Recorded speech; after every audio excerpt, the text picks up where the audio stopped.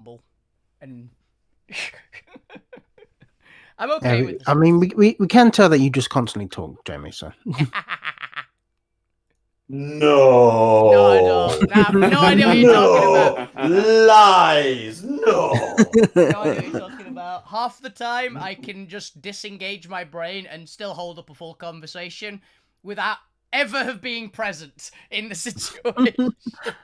I mean, yeah. That's called work, my dude. That's just called work. Disengage and then let the rest do it. I know, but the actors, people go, "Oh, you remember we had this conversation?" It's like, did we? It's like we had this full discussion for like 2 hours. It's like, did we? When? It's like the other day. You brought up like these 7 different points. It's like I don't remember any of this. When? Precisely 2 hours ago. Yeah.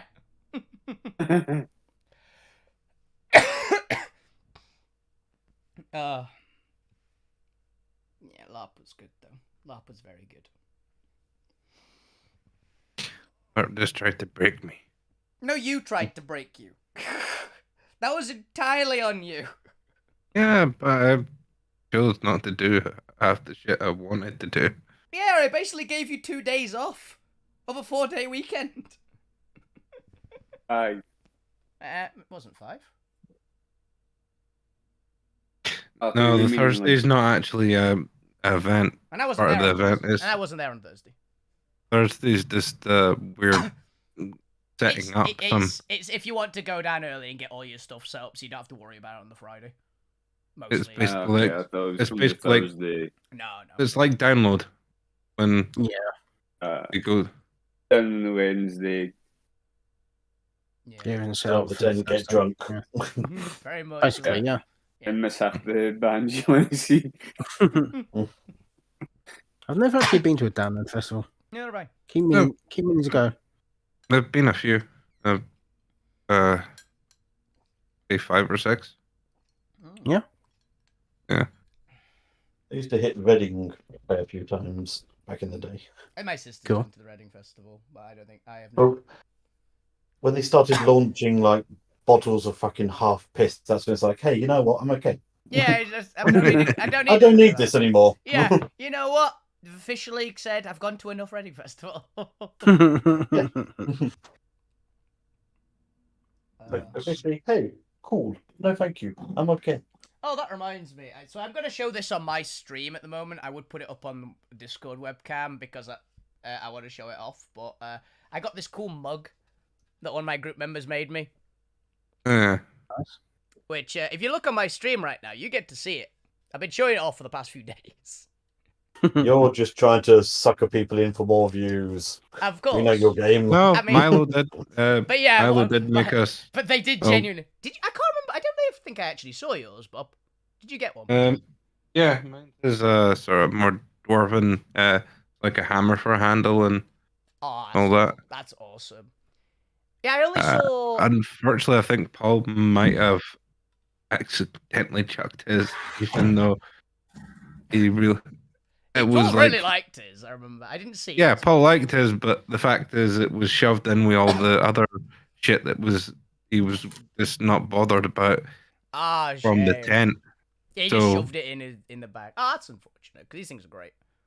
Yeah. Yeah, my one's amazing. Whoever's that is, stop it. Neil. That is Neil. Turn your phone off. This is a pretty good Neil. Bad. Dental fraud. Throw it out the window. Neil, I will mute you. You're gonna mute Neil now on the stream because that is a. It was beyond my control. I know. You can mute yourself. Yeah. I wasn't expecting fraudsters to be called 3 times in a row. Take your battery out. Turn, Neil, go and turn your phone on silent then, because your song's an actual. your one's an actual song. Please. That might get clicked as copyright. Yeah. Anyway, well, Neil deals with that. That was a pretty good tankard. It's not an actual song. It's. Yeah, thank you. It was great. I highly recommend anyone who is newly watching to give the Alterra channel a follow and then go watch Wolfie stream, because I don't actually care about the views. I mostly care about the follows right now. I If care we ever about... get more than 50 followers, then maybe I'll start caring about the viewers. Yep, I care about both, so follow me as well. And here is the tankard again. Another show. It is perfectly sized to fit Coca-Cola's in, because that is what it was designed for. Yeah, Makes sense. With again, interchangeable too. shall we get playing some D&D? So let's play some D&D. Yeah! Play some D&D. Let's try not and die. I mean, fuck you's currently dancing on a Wormhill, so... Ladies and gentlemen, welcome back to the world of Alterra, the Shattered Altsphere episode 62, Pests in the Gardens. Now, whether or not that refers to the worms or to the players, we'll soon find out. Players. Definitely players. Previously, you met with the rebellion leadership. You got little badges, which, for those who are unaware, will act as your rebellion license, proving that you are official representatives of the rebellion, should you choose to wield such power. Or at least nobody seems to be taking the badges off you, so you assume you have authority and permissions. It was implied, or at least not outright ruled during the meeting. No one has confiscated them yet, so we assume that they're important. It also hilariously allows you to come Like and a go movie from or rebellion badge, meetings you know. should you choose to do so. Of course, you still have to learn when the meetings were, but hey, you can stake out the room 24/7 if you'd like. Fuck you, just gonna spend all his time in there and just robbing anyone who comes in. He's gonna put up a toll booth. He's gonna set up a toll booth. That's not a bad idea. You also previously explored the nest and you're just gonna decided be to there go as, to the a grove. lampshade and like pickpocket everybody. Before we get That into as well, today's yeah. session, why don't everyone just give me a voice check or a mic check, I guess. Alvina, Howdy! Dr. Zormir, Aye. Sorry. Fukyu, Howdy! Gwen. Do we have a Gwen today? Yeah, hello. Just doing a real Yeah. quiet howdy. Oh, I didn't even No. hear it. It was so quiet, it was silent. Yeah. What was that? Reverend Lou. Howdy. You And okay? would the point still love you if you were a worm? How? Who you asking? D-how. How? Previously, you went and managed to get your way into the grove, the primary source of food for this region of Bastion. There does appear to be other more exotic food imported, but this seems to be the most efficient and largest source of food that you've come across. Unfortunately, is having a bit of a glowworm infestation right now, which, as you've discovered, are these massive, gargantuan worms that like to feast on the roots of the grove, and which are attracted by sound and have a unfortunate habit of occasionally attacking people, thinking that it might be prey. Usually they are. It's just a couple of inches. Not big. We come to our grove opening just before the massive glow tree that lights up the entire grove. If the players can place themselves on the map at either the entrance where Abigail and Lucas already are, as well as Selena, they are already running for the tree line, or if they can place themselves in the middle if their name happens to be Fuck You. Tiny fuck you.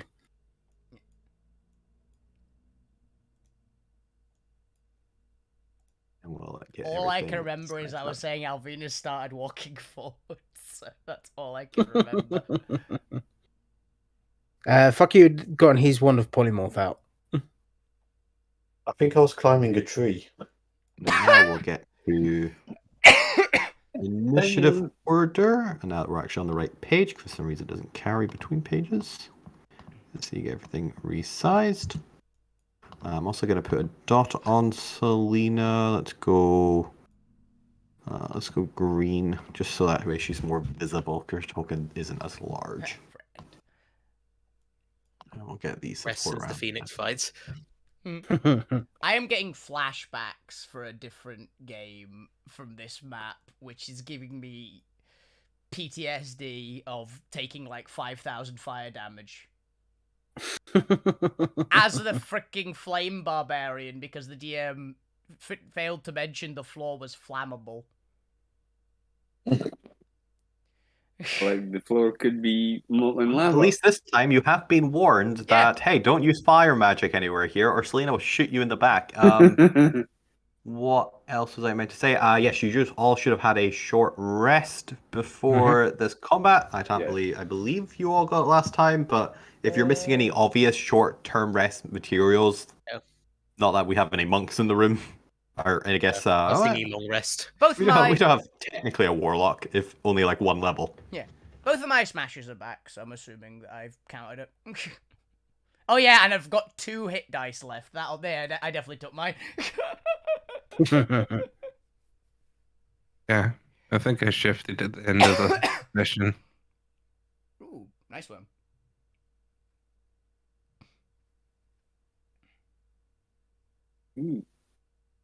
Now, if you can imagine, this one isn't quite as sharp or intimidating looking. It's a bit more rounder. It's a bit more worm-like, a bit more pudgy, a bit more adorable than the icons I have at my disposal because I've yet to get to pixel art character sprites. It's like At least not ones that don't take me an it. entire weekend. It's like Baby Mothra. It's like Baby Mothra.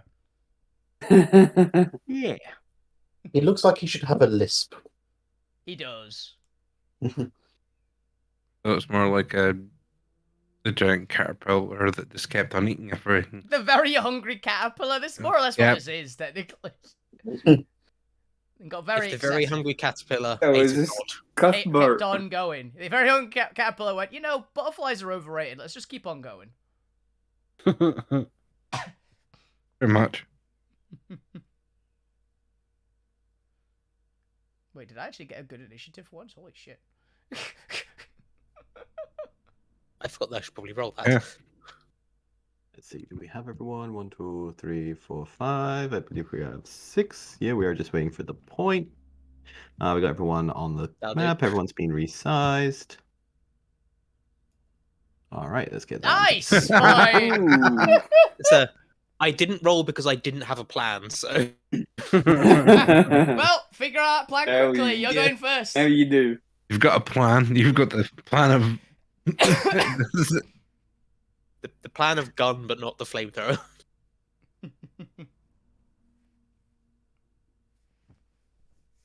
And just snapped into your head. Dimension door, grab fuck you and get out of there. I don't even have dimension door.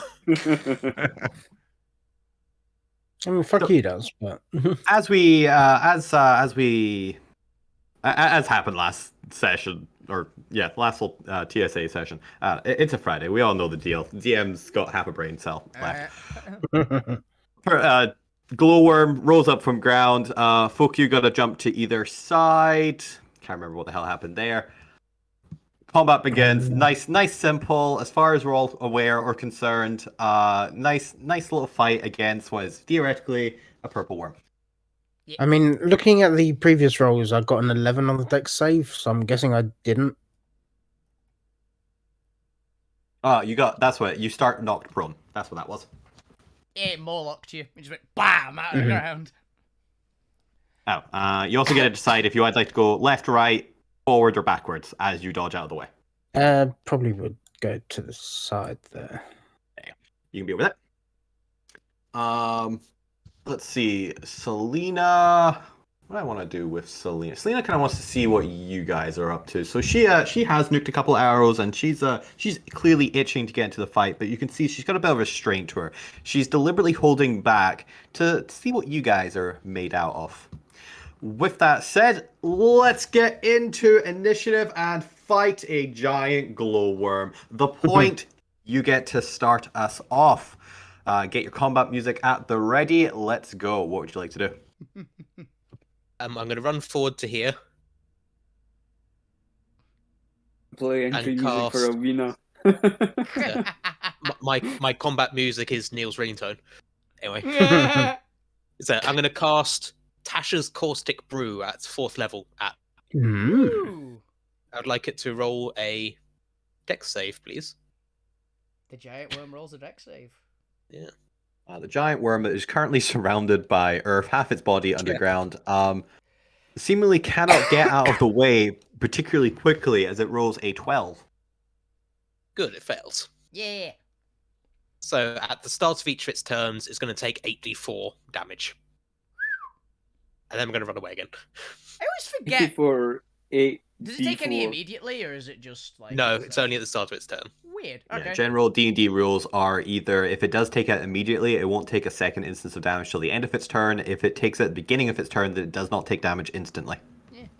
So that way the player always has a chance to react before 2 instances of damage, effectively. Yeah. Or a creature gets to react. Those rules, I'm pretty sure, are pretty consistent. I don't think that there's actually anything that defies those rules. Nice. And if there is, Yeah, then it's right. probably homebrew. You can tell it's homebrew because it defies the basic, The core principle of the game. the core kind of rules set in place in the game that you aren't explicitly said, but you can kind of pick up on them as you just get to know a lot of the mechanics and spell effects and the design philosophy. But Alvina, it is your turn. What would you like to do as the point has in something casted, I don't know what school of magic this is, onto the glowworm? Evoked, probably. It's evoked some magic onto the glowworm. Yeah, it's evocation. Yeah, most damage. Not all, but most damage is evocation. Anything energy based tends to be. Yeah. Okay, Alvina's going to do the classic. She's going to get angrier. And charge it. And attack it. She's not got her hammer out, though. She's got one of her other longswords in her offhand. Because No fire. she was asked not to bash the worm with a flaming warhammer as well. So, sword type. Smokey will come after you. 25. 25 does hit. 1 second. I'm just dealing with. There we go. Oh, 25 damage as well. Nice. Goodbye to them. 25 is all round. 25 does hit. Yeah. Let me just double check. This is a slashing and force damage. Yeah. Yep, that's fine. It takes full damage. Awesome. For what is it? 25. Yeah. And second attack. 27. Ooh. 57 also hits, dealing 24. 4 damage. Nice. As you come, actually, flavor attack will I sort things out. Well, I think Alvina definitely, she goes in, up, like, swings upwards first, and then brings the sword back down, like just a big cross pattern on it. With the, dragon blade. Yep, already dealt with the point. Oh, Cool. As you do so, you see the worm shiver from the impacts, clearly being damaged by them. Luckily, this worm doesn't seem to have any special resistances or immunities to your damage type. Is that your full turn? That is, and it's also not spraying her with acid, which is always a nice plus. Not yet, anyway. Zormir, it is your turn. What would you like to do? Loot, you're up next. I'm gonna run up and switch it to necrotic. You've got advantage because you're next to Alvina. This very rarely comes up, but it does. It's an FYI. Well, Alvina's next to Oh, the target. that's what I'm missing. The DM hasn't added the glowworm to initiative. Ah, right! The glowworm's never gonna go. It's like, My spell is useless then. Something's Damage wrong. at the start of its turn, but it never It has has a a turn. turn. It's just going to sit there and get beaten up. Turns out... Luckily, it wasn't going to get more than 18 anyway. Yeah. The best it could have gotten would have matched Zormir. Zormir, you come in for a punch. But What it could damage have got type is less it? than a 9. Necrotic. Necrotic, as you hit into the creature. That's 35. It seems to... Whoop. Oops, 1 second. I've accidentally replaced its health. Instead It of... healed. No, it suddenly went down to 35 hit points. Oh, God. Put that back up. There we go. It takes the full impact of your necrotic damage as it disperses over the creature's body. It doesn't seem to do any more or any less than what you'd expect. It seems to be quite a fleshy, normal beast-like body, or maybe a monstrous, but no, it's just a beast. It doesn't get to be a monstrosity. It's not special enough. Dang. That means Punch. we get big enough druids can turn into these things. Hilarious. But you come in for your second punch, and it hits, dealing another 26 damage to the creature. It's starting to bruise along its skin, and you can see it looking down at you. There's a bit of rumbling coming off, actually between the creature and the rest of the party, kind of centered around it between the two of you. Zormir, Alvina, there's a rumbling coming from behind you. Zormir, is that your turn? We did say there were probably more. Alvina basically just says. Then, Lou, it is your turn. What would you like to do before it's the glowworm turn? I'm gonna cast Chill Touch on it. Ooh.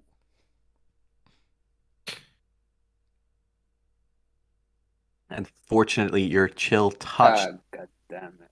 doesn't seem to punch through the body. The rubbery skin-like hide of this creature still quite fit. That's a damn shame, because that's some serious damage. You could have just... Seems to have some natural... its rubbery skin seems to be well against the cold. Yeah. Lou, is that your turn? Is that a spell? Would you like to do anything else? Bug blubber. It's me. All right. We go to the glowworm's head's turn, and it's going to look down at Alvina and Zormir, and... Let's see, normally it goes for organic materials. It is a root monster, so it's going to target Alvina. The goopier, the squishier looking one. It doesn't know what Zormir is. is. Zormir looks like minerals, and it's not all about that mineral life. It sees Leaf and goes, yes. Alvina, did you go reckless? Do I have an advantage? I did reckless, yes. You did reckless, okay. Actually, my keyboard a little bit here so I can probably thingy. It's going to come down then for a 21 to hit Alvina. Yep. And it's going to deal... Yep. 27 pierce... You know, it's going to do 27 bludgeoning damage as it gums you. Okay. That is... Interesting. Halving that to... It seems to have herbivore teeth. Oh, it's smashing me. Oh, that's kind of cool. I like that. It's like a giant... It's just giant caterpillar, isn't it? Wow. Awesome. So that's 13? It does it to 13? Yes. Cool. And actually, should I get my dice roll up here? Because... there we go. So I can do this again. It does get... No, it gets 1 with its head, and the rumbling continues. The ground behind you erupts. And because I don't have a mini for the back end of a worm, rising up is whatever you can... what only you can describe as clearly the end tail part of the worm, but there is a massive glowing yellow sac on the end of its tail that is emitting light. That's what they call glowworms. Can't talk about worm. Let's see. Most of you didn't do much damage, so let's... I think Zormir did, to be honest. It's got its head's going to take care of you. It's going to position its tail looking down at the rest of the party, and it is going to spray the yellow liquid all over you. Oh yeah, also it gets the acid. Yeah, it would have taken 19 acid damage at the start of its turn. Oh yeah, it would. Fizzle. Oh, it seems to have resistance to acid damage. That makes sense. That's still going to take some. That would be 9. 8 or 9? Yes, 9. I can't math. I'm- I can't math. More than I'd be doing anyway. Add something. Let's go to that. Let me just check. Apparently it is a 60-foot line, 5 foot wide for its acid attack. I need everyone. Let's have a look here. It's got a dragon breath. What's the best way? Both Lou and the Point were the ones that attacked. So you know what? I didn't hurt it. Yeah. It has natural instincts and is able to move. So it's just gonna push through the. It's gonna push through the ground, and it is going to do a line attack at the Point and Lou. I need both of you to give me a dexterity saving throw as it spits acid at you with its tail. Lucas GTFOs goes, nope. Well, that's unfortunate. Well, but Well, that's extreme to say the least. one way or another. What about Lucas? Does he get in the middle? No, Lucas and his natural teleportation ability He's is going to change places with Gwen, and Gwen's just going to run out of the way. No, he's not actually going to flavor. Flavor-wise, he just teleports away. He teleports to the side because he can. Because his whole motif is that he has teleportation mirror powers. Unfortunately, Lou, you don't actually notice the attack coming to you until the point dives out of the way, at which point it's too late. Sorry. Son of a... Ow. Oh, 71 acid damage if you failed, like Lou. Curiously enough, I'm Or resistant for to acid. 35 if you're the point. Are you? Damn. 35. Yeah, from the Naga. I rolled randomly. Yeah, and you got resistance to a Acid random damage resistance. as well, didn't you? You got random resistance. That is weirdly specific for that to come up. Hell yeah. Note for the party, she's spending Lou into the stomach of creatures. Yeah. No, we're They're not still to our sending machines. them in again. Not another Millig. So it's at 35. But luckily for you, that does seem to be a recharge ability, as it does not seem to have its glow seems to weaken as it is recharging the acid in its acid sac. Yikes. Good. But that is the glowworm's turn. Gwen, it is your turn.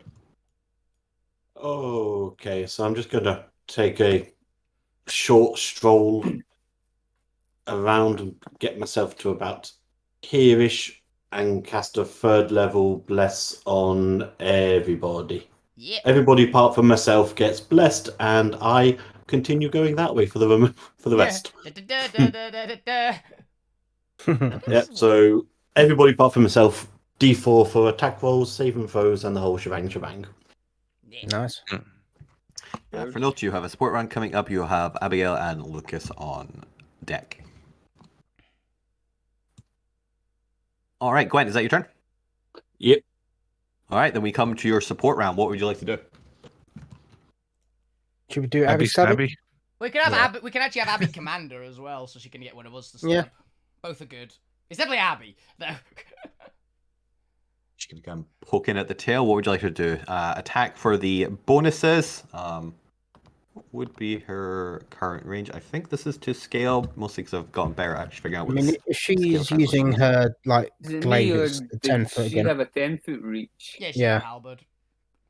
I meant her bonus to give you all +2s. That's 60. Right. Which, with her 60 feet, if she attacked here, you'd all get a +2 to your attacks and saves. Oh yeah, Abby Would be Stabby. nice, yeah. Abby stabby. Stab it. Oh, +6. +2 and then Look, plus a she second comes D4 as in, well, don't unfortunately, for an 11 to hit. And she gets 2 attacks. A 18, though, does hit Nice. for 1d10 plus 5. She does 8 damage to the creature. It doesn't have any natural resistances, so that's fine. And everyone inside her little glow light on her attacks gets a +2 to their attacks and save until the next round. So that'll be until the number 10 support round next time. Fuck you, it is your turn. What would you like to do? Okay, so fuck you is gonna just move down to. Wait, which one? Avina's the red one, isn't she? Yep. Yeah. Yeah. So fuck you is gonna. No, he's gonna say where he is. And he's gonna pull out his giant slayer's short sword because this thing is giant. He doesn't know whether or not it will make any effect. It's just the size. Yeah, it's giant. And take a slash at it. Nice. For 27 to hit, 5 5 piercing damage, Plus and I'm 2. going to chuck a psychic blade into that as well. Yeah, +2 plus a D4 That's a because 29. we've got a lot. That's It's 31. it's like a 30-something probably. 31 Uh, hit. Ooh, Ooh, damn. good hit. Actually, that's pretty Plus low. 18 psychic if it Excellent. takes it. Cool. And then bonus action, Oh yeah, you had advantage on that attack as well, actually, because Alvina's within 5 feet of it. All right. I guess just roll d20 see if you nat. Just save it crits, yeah. And it does. Does it really?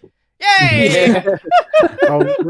I'll roll an extra d6 for the damage for the sword, so that's an extra 5 on that, and then I get to re-roll my psychic blades. Yeah, you get roll another because it does not have a saving throw.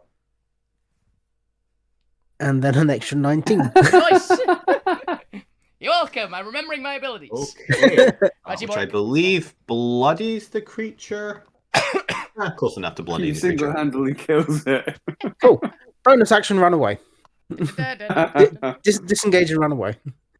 You do so. As you do so, it is now the support round. You can either have Lucas switch people's places around, or Abigail make somebody else attack. Oh, the hilarity to try and have it switch the tail and the head would be great, but just really confuse this bug. But I think having Abby have probably Zormir take a swing at it. Because Zormir does get advantage because it's making attacks at it. Not sure if Abby can actually do that because she used her Abby Stabby on the last support round. She can't do Abby Stabby, but she can do her other ability. They aren't locked character, just instance. Mm-hmm. So she can still do her reaction, her commando ability. She can still do command Zormir. Yeah. Command Zormir to take a punch at it. Yeah. Which is still at advantage because it's just attacks, which is great. Nice. 25. Yeah. It takes it, as this definitely bloodies it if the last one didn't. 37. Bam. Alrighty, as it comes in, it is back to the point's turn. So I'm going to deploy Merida just next to me. Which mode? In not flamethrower mode. In Force Blister mode. And then just give which of you could most use a bit of inspiration? I can always use it. Yeah. If no one else is going to claim it, I can always use inspiration. It's always handy. Give Alvina the finger guns. I've got nothing useful to do this fight. Point inspiration back. Yeah. Look off. You've got this. Hey! And that's the special one, which does nice things. Yeah, I will. When I use it, I will ask what it does again. Because I remember it's a reroll, but I don't remember what else it is. Yeah. All right, point. Is that you? Yep. All right, Alvina, it is your turn. Stabbing time. Advantage. Bam. 28. 28 hits as you deal 24 damage. Yeah. Second hit. 20. Well, 22, I suppose. Before any other bonuses. As you deal damage. And longsword. This is getting a surprisingly large amount of use considering I've been using 2 legendary weapons because we've been fighting things that are good against fire. 25. 25 also hits for 12 slashing. Damn, this creature's looking pretty weak. I'll be just mining her way through the side. All right, Alvina, is that your turn? That is her. Alrighty then. As you guys are fighting, you manage to slash Alvina a gash along the side of the creature's head as it's bobbing and weaving down at you, trying to take a chunk out of you. And as you carve this chunk into the creature's head, Zormir, you notice a sparkle of light reflecting off the glow tree above. There seems to be some sort of crystal object lodged into the side of the creature's head under its skin that you can now partially see through the gash. It's not purple, is it? It's not purple. Okay. Last time we saw a giant worm with a chunk of purple crystal stuck in it, it went poorly for everyone involved. But as Zormir, you notice that chunk of crystal in its head. All around you, the ground begins rumbling again. It seems that your combat has drawn the attention of other glowworms in the area, and they will soon be upon you. Zormir, it's your turn. Okay. I'm gonna use my destiny to basically take this attack and punch it in to get at that crystal. Make All it right. more of a targeted attack. Cold shot crystal. You do so. Go ahead and roll me your attack just for damage, but it will automatically, even if you miss, do the story element.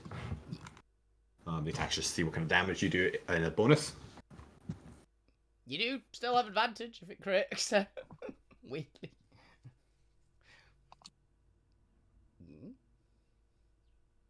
26. 26 hits as you deal damage to it. I'll just put that there. But as you do so, you manage to strike in and are you just trying to get up to it, or are you trying to dislodge the crystal? I'm basically trying to punch my hand in so it's behind it.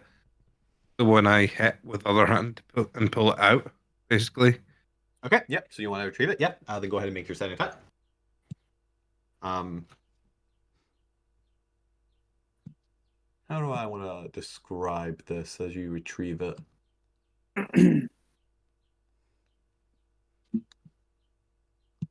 Wow. Oh, no. Oh. Well, with its 16 hit points left. Yay!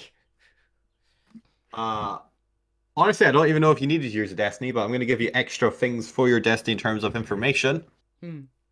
Regardless, so as you actually, this is a cool way to kill it as well. As you retrieve the crystal, get your hand behind it, you notice that there's almost a line or a string of like a rod of crystal in between your gauntleted fingers as you pull, and as you do, there's a slight tug, but with a bit of force, and as the creature starts rolling the opposite direction from the sudden impact of damage, you find yourself yanking out what appears to be almost a large button shape with a long crystal rod that seemed to have been placed deeply into the creature's brain.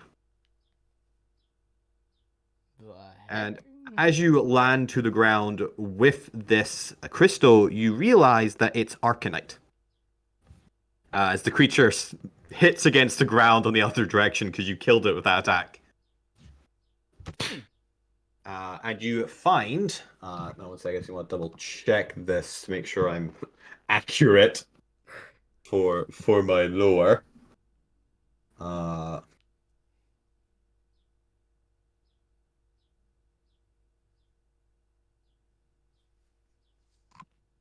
that technically be correct.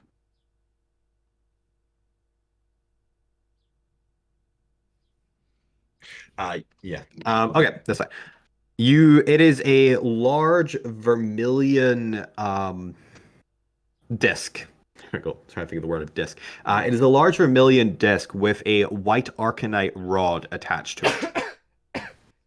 So, same color of gem, focusing gem I have in mind. Yes, the gem that I believe by now you did come to know a decent amount about it. The gem that you are aware is referred to colloquially as the laser arcanite in this universe. Yeah.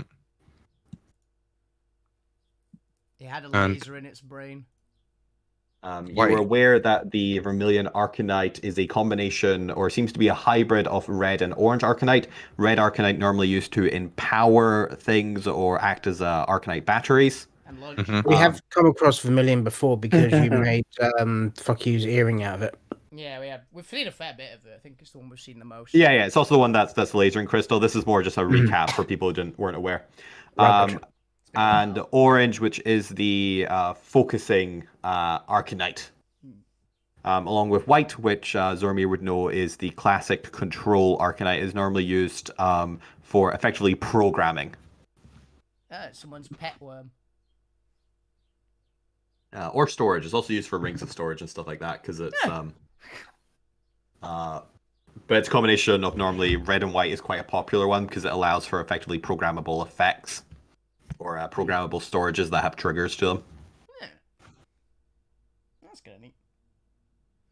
I'm sure. But the creature crashes down to the side and give me an Arcana check, Zormir, just to see how much you can glean from this composition and the fact that it was in the creature's brain.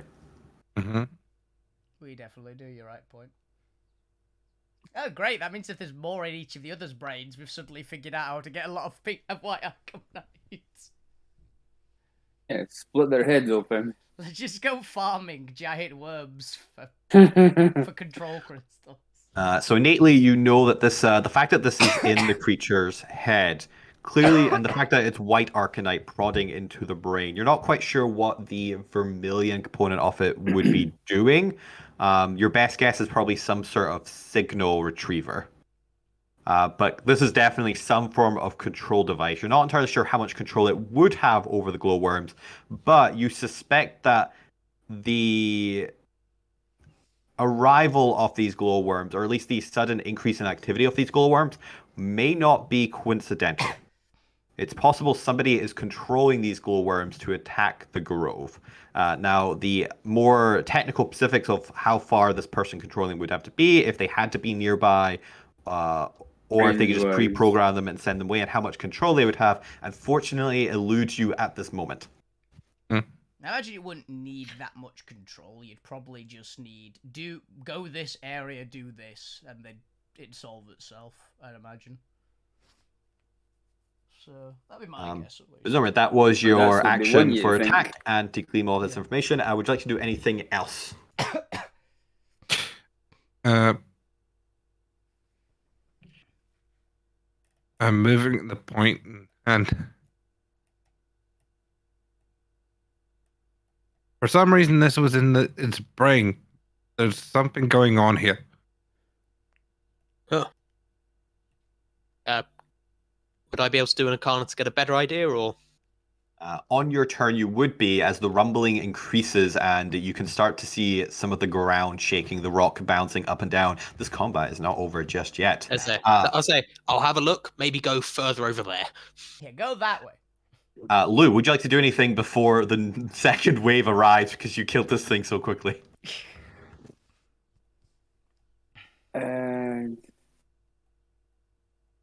I'm going to Don't mind the move. DM setting stuff up over here.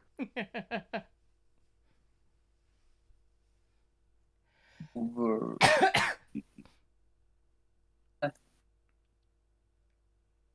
I'm gonna move. Spread out is probably not a bad idea.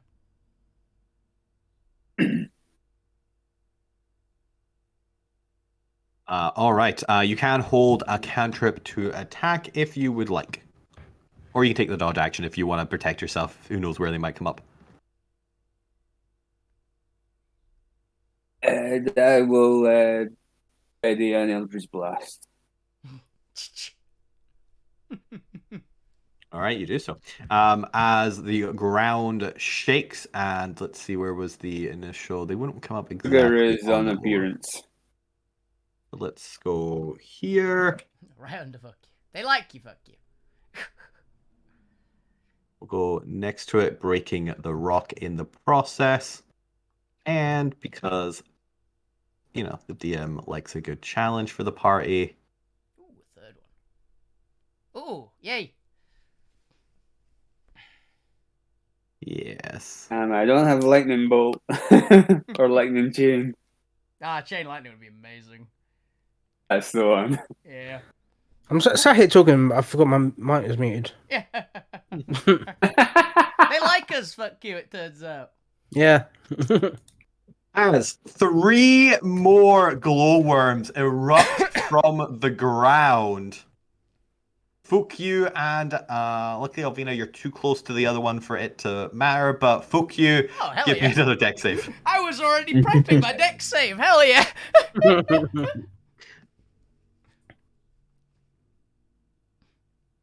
You easily get out of the way, having experience from the first one, as you're able to move how you want. Let's see, they arrive, and they will... Two of them are immediately going to attack Alvina, and the other one will attack Fukyu. She did reckless, so, yep. She did reckless as they come in for the attack. That is a 18 to hit. Yep. Coming in for 26 bludgeoning damage as these two attempt to gum you. Yep, downs to 13. And then it'll come in. The second one will come in for a 28 to hit. Yeah. And that's going to deal 25 bludgeoning damage. Down to 12. As the third arrived worm is going to look at Fukyu. And Fukyu, do I have any reason for advantage or disadvantage against you? No. It is going to come in for a 22 to hit. Yeah, that'll hit. And it's going to do... Including the +2 AC from Abby. That's not AC, it's saves. It's attacks and saves. A 28 if it was 2 damage. If it was plus That's 2 fine, AC, if it was plus 2 AC, one of those would not have hit Alfie. Lou, did you say you wanted to hold an action, or were you dodging? Yeah. What are you holding? And I presume it's going to be triggered on when the giant worms pop out of the ground. Eldritch Blast, yeah. Eldritch Blast, go ahead and make your attacks against the worm. I'm just going to attack head 3 because it's directly in front of you. It's the near one. Oh, well, technically the point is directly in front of you, so maybe head 2 because you're at an angle. Lou. I would say I am quite short. Yeah, but they still have a bear helm too, and you know, Alvina can take care of themselves. This one's attacking. Worked it over Point's head. Yeah, look, Lou. We need to give you something that boosts your damage. You can do your meta magic, or can you do meta magic on a reaction? Not on a reaction, I don't think. I don't think it's a powerful spell. I think that is actions only. It depends if it says on your turn and if it uses your reaction. Again, ability to twist the spells to your need. To be fair, it is meta magic. I don't believe meta magic takes reactions. It's kind of the point of it. It just takes resources. I think a lot of them are just on your turn as well. Yeah, because there's the one where you can reroll your damage. It's spend 1 sorcery point to roll up to 5 of the dice. Must use the new rolls. Yeah, I'm fine with this. If you wanna use your sorcery points to reroll that D10. Yeah. Come on, Lou, get a 10. It's gonna be a 1 again. It'll be a 2. Hey! That's it. An extra 5 damage. Okay, that is the 3 new glowworm heads. Luckily, their tails haven't arrived just yet. Gwent, it is your turn. What would you like to do? You probably guys want to focus down one so it doesn't get its tail. Going to scream a little bit, and I'm going to cast Guiding Bolt at the one that just popped up in front of me. All right, go for it. I don't like that. So that's a 19 to hit with Abby's +2. Ooh, then you're lucky because their AC is 18. Yay! Good. So just a radiant. So fuck you's got advantage next turn, and I am out of here. Woo! All right, you move off. Speaking of, Abigail's effect vanishes from all of you as you reach round 10. But it is round 10 again. What would you like to do? Abby, stab. Just reset it. She's going to come up and following the party's strategy, she's going to attack Glowworm 2 as well. Yep, so she'll get advantage on the first attack because of the Guiding Bolt. Oh, nice. Yep. I'm just going to roll this twice for his convenience then. That is a 23 to hit, which she does, dealing 7 more damage to the creature. And then she'll get her second attack for a 17, which unfortunately does not hit. Does she not get +2 herself? No? That is a good question. How the hell did I word her ability? All allies. It says allies. Usually allies is not yourself. Mm-hmm. Yeah, especially because she's a support. Her main thing is mostly to be supporting you guys flavor-wise. Yeah. So you continue to take an interest in her NPC storyline, which the DM hasn't properly fleshed out. I need to give her some more issues to work through. Don't you think she's got enough for us? I might say she's got enough with Alvina alone, let alone everyone else. She needs some interpersonal struggles to grow and evolve as a character. But that is going to be her. She misses that last one. I think Gwen is just in range to also get the +2 hilariously. Yay! Just the right. So you all gain your +2 as well. Fuck you, it is your turn. Okay. Fuck you is going to he's still got his Wonder Polymorph in his hand. So he's gonna cast Polymorph on himself. And he's going to turn into a T-Rex. Hey! Hey. We have 2 T-Rex, official T-Rexes. So, what size is that? That's huge. Huge. Actually, enough, I think you can technically reach the second worm with its tail attack, because you can't bite and tail the same target. That's why I went T-Rex. Yeah.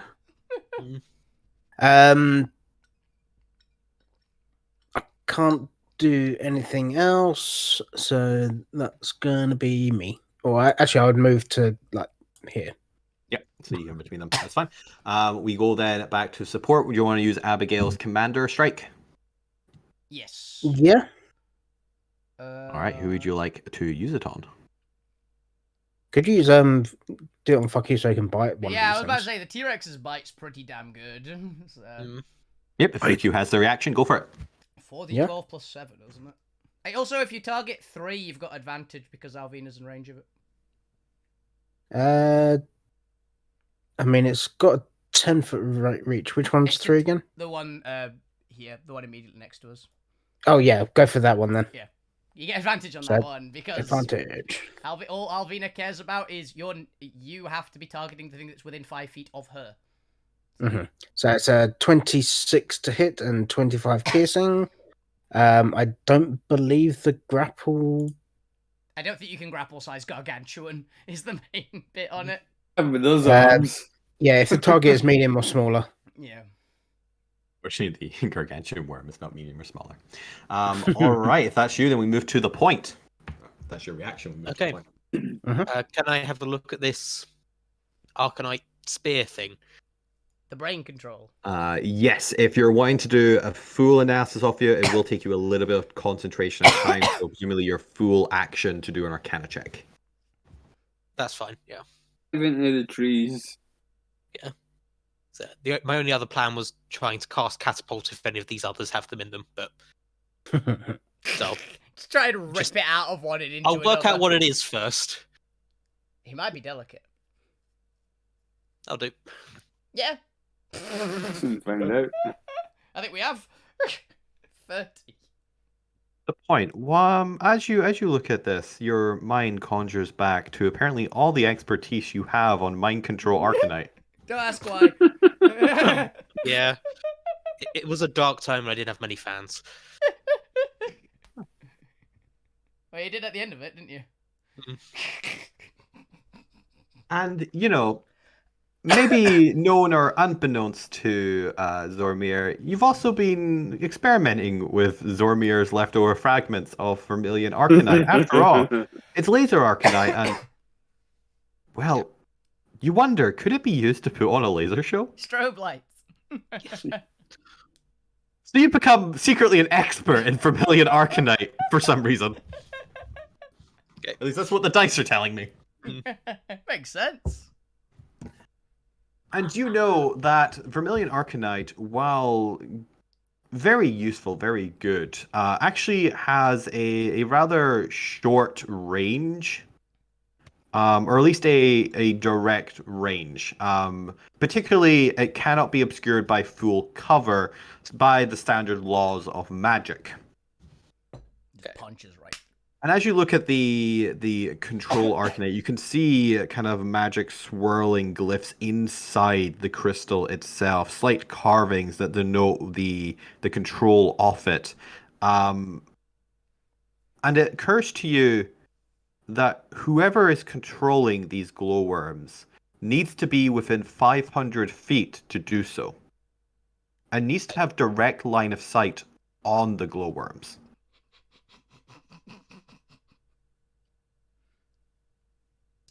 Alvina, look for someone controlling the worms staring at them.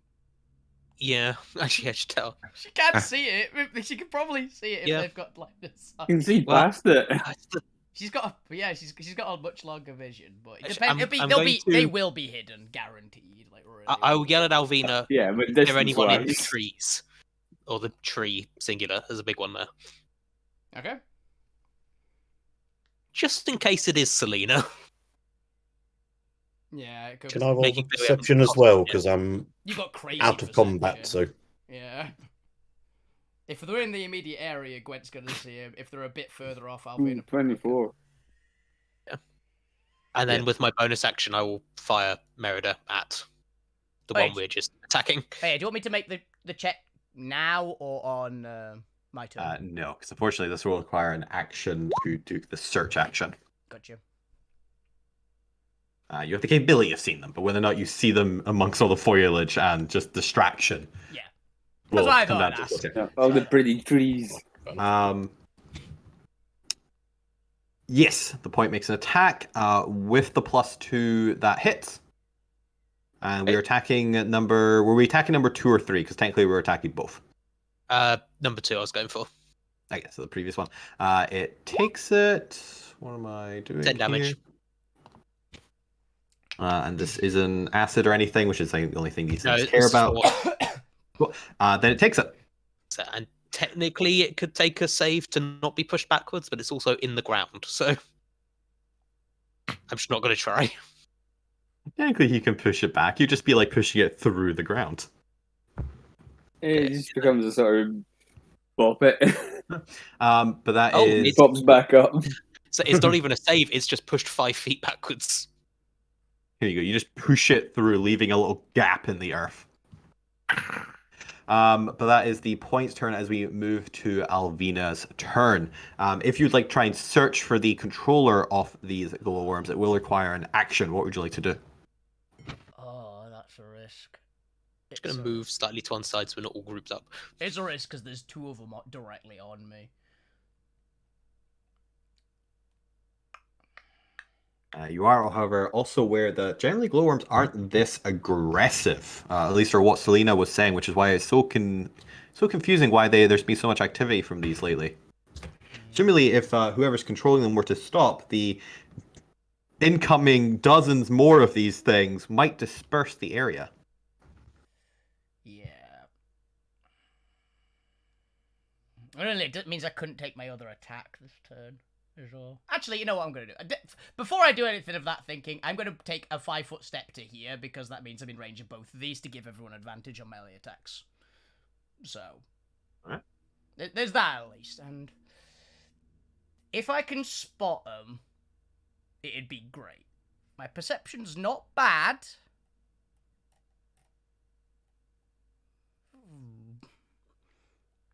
I think my eagle vision, if they're within a certain range,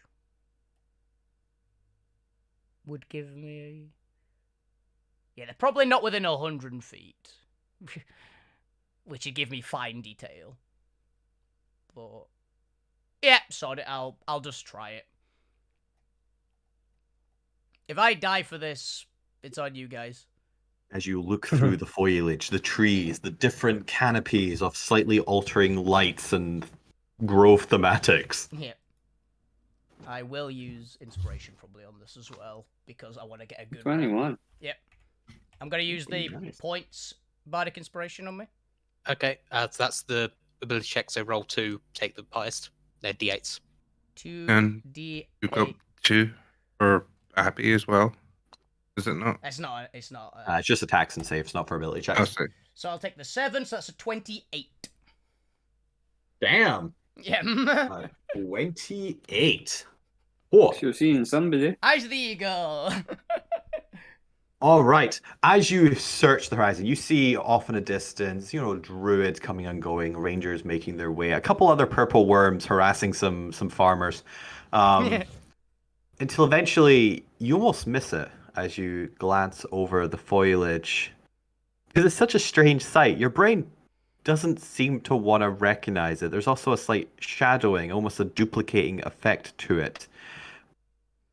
But that, as you kind of swing your eyes back, that's when you notice that the large black eyes that have a hint of intelligence to it. The crown that seems to be imbued with arcanite magic. The worm wearing the armor. And is that a cloak? Yes, you're definitely looking at what appears to be... No, it's not a glowworm. It looks to be what you recognize as a more traditional purple worm. A true monstrosity of a creature, but it seems to have slightly sharper bone structure. It seems to be a bit older, a bit larger. And it's definitely wearing worm armor as it stares at you between the trees. What the fuck are you looking at? That's what Alvina says. What the hell is that? You could swear it's grinning at you as it catches you looking at it.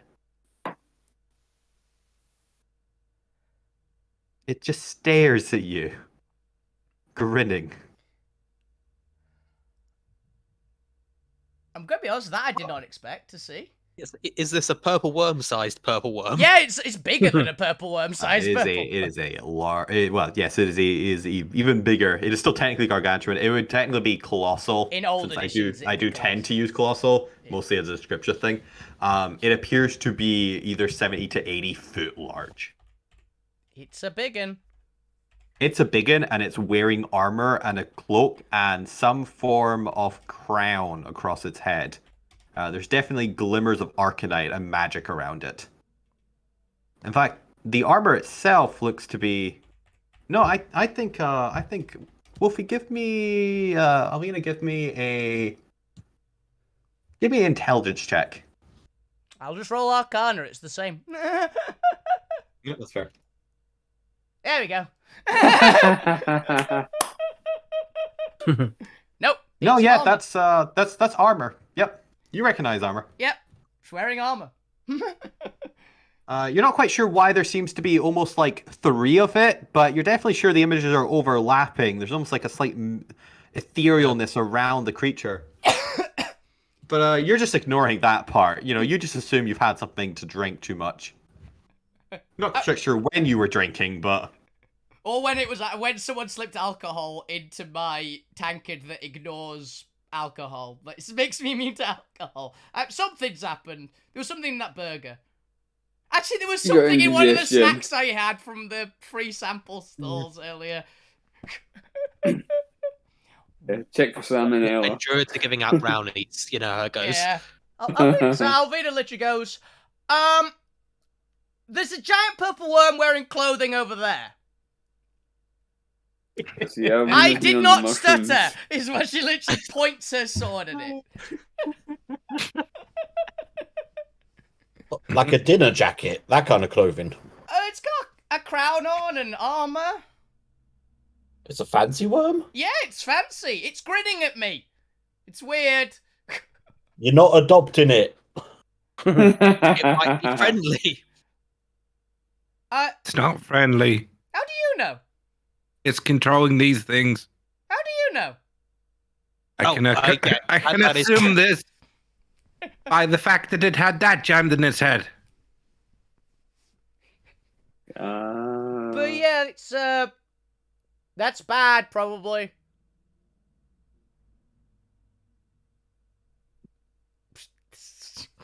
I don't know what to do with this. Selena, have you met a purple worm with clothes before? It seems way too intelligent for its own good. The dapper purple worm. And what about the worm? Selena just kind of glances over you. I'm sorry. How the hell did I make her sound like? Sassy. What? Look, you guys are doing a great job here. Let's not start getting too weird about this. What are you on about? Yeah, that over there. What are you pointing at? Can the rest of us see it? Yeah, can anyone else see it? Now that Avina's pointing out, everyone else roll perception checks. Perception. T-Rex perception. Do I have... Not awful, I believe. It's wisdom. Oh, actually, damn, Gwen. T-Rex actually has a fairly decent perception. We're running a curse. We're running a curse right now of one of us gets a natural 20, one of us gets a natural 1. Yeah. But yeah, T-Rex is actually the best kind of curse. Yeah, a lot of the T-Rex's brains actually to do with sensors, so this not unsurprising. It's pretty good. Oh damn, Lou, well done. Hey! I'm distracted by. So, that guy. We thought he was a member of the park. You thought he was a staff member. I thought it was Jeff for maintenance. Fine. I'm not kidding. I have been in a campaign with a purple gnome named Jeff before, actually. Because that Men in Black, isn't it? And Gwent was in that campaign too. Apparently. know it. But it's Jeff from Men in Black 2. You know, the giant worm in that. It's always the reference. It's always a giant worm called Jeff. Yeah. But surprisingly looks Chris is similar to these frantically things. this one. Surprisingly looks like the worms that were fighting the now, I think Jeff did. Actually, yes, he did. Very, very, blobby. He's got sharp teeth, though. These things have, mold. Yeah. If you look at the purple worm figures upside down, it kind of looks like a little ghosty man. I can see it. Like with a little crown on it. It looks like I was about to say, if you actually just do it normal, look at it normal, it looks like a ghost man T-posing. With a big nose. If you turned a weird fish with spiky tail. Like some real messed up Pokemon. Yeah. Actually kind of does look like Nosepass, in a way. The nose Pokemon. It's an upside down head. For all those who rolled a positive, so everyone but Zormir, including Selena, all look in the direction that Alvina is pointing at, and you all see the same grinning purple worm looking back at you. You can see Selena just her eyebrows furrowing in utter confusion of what the hell she's looking at, as she even stumbles forward towards the party to get a better look. Well, that's certainly unexpected. I'm assuming that's not normally around here, right? No, and I don't like the fact it's wearing clothes. Yeah. Whatever you do, consider it bonus points if you capture that thing, dead or alive, but I don't want it escaping. Not in case it knows too much. Never trust worms in a clothes. Never trust a well-dressed purple worm. Yeah, pretty much. With a crown. But You mean words to live by. Which direction is it in? Out of curiosity, on the map. North. We're just gonna go top. It's going beyond the tree. Well, Alvina is going to go. Well, sod it. I can't disengage. Book it. Well, what? 5? I've got 40 foot left, I think, of movement. Yeah. Selena is going to join. Yeah, Alvina is perfectly willing to take the 2 attacks opportunity if they want to have a crack at me and take a huge. Oh, they're definitely going to try and eat you. You didn't attack, so you do not actually get attacked against you. Yeah, for once. So that is an 11 to hit. Actually missed. Wow. And a natural 20. I'm gonna negate that crit. I'm gonna negate the crit just outright, but yeah, it hits. So it's just flat damage? Flat damage, yep. Alright, this is the 3D, so this is 29 bludgeoning damage. Down to 8? No, not 18. That's very off math. 14. 14. There we go.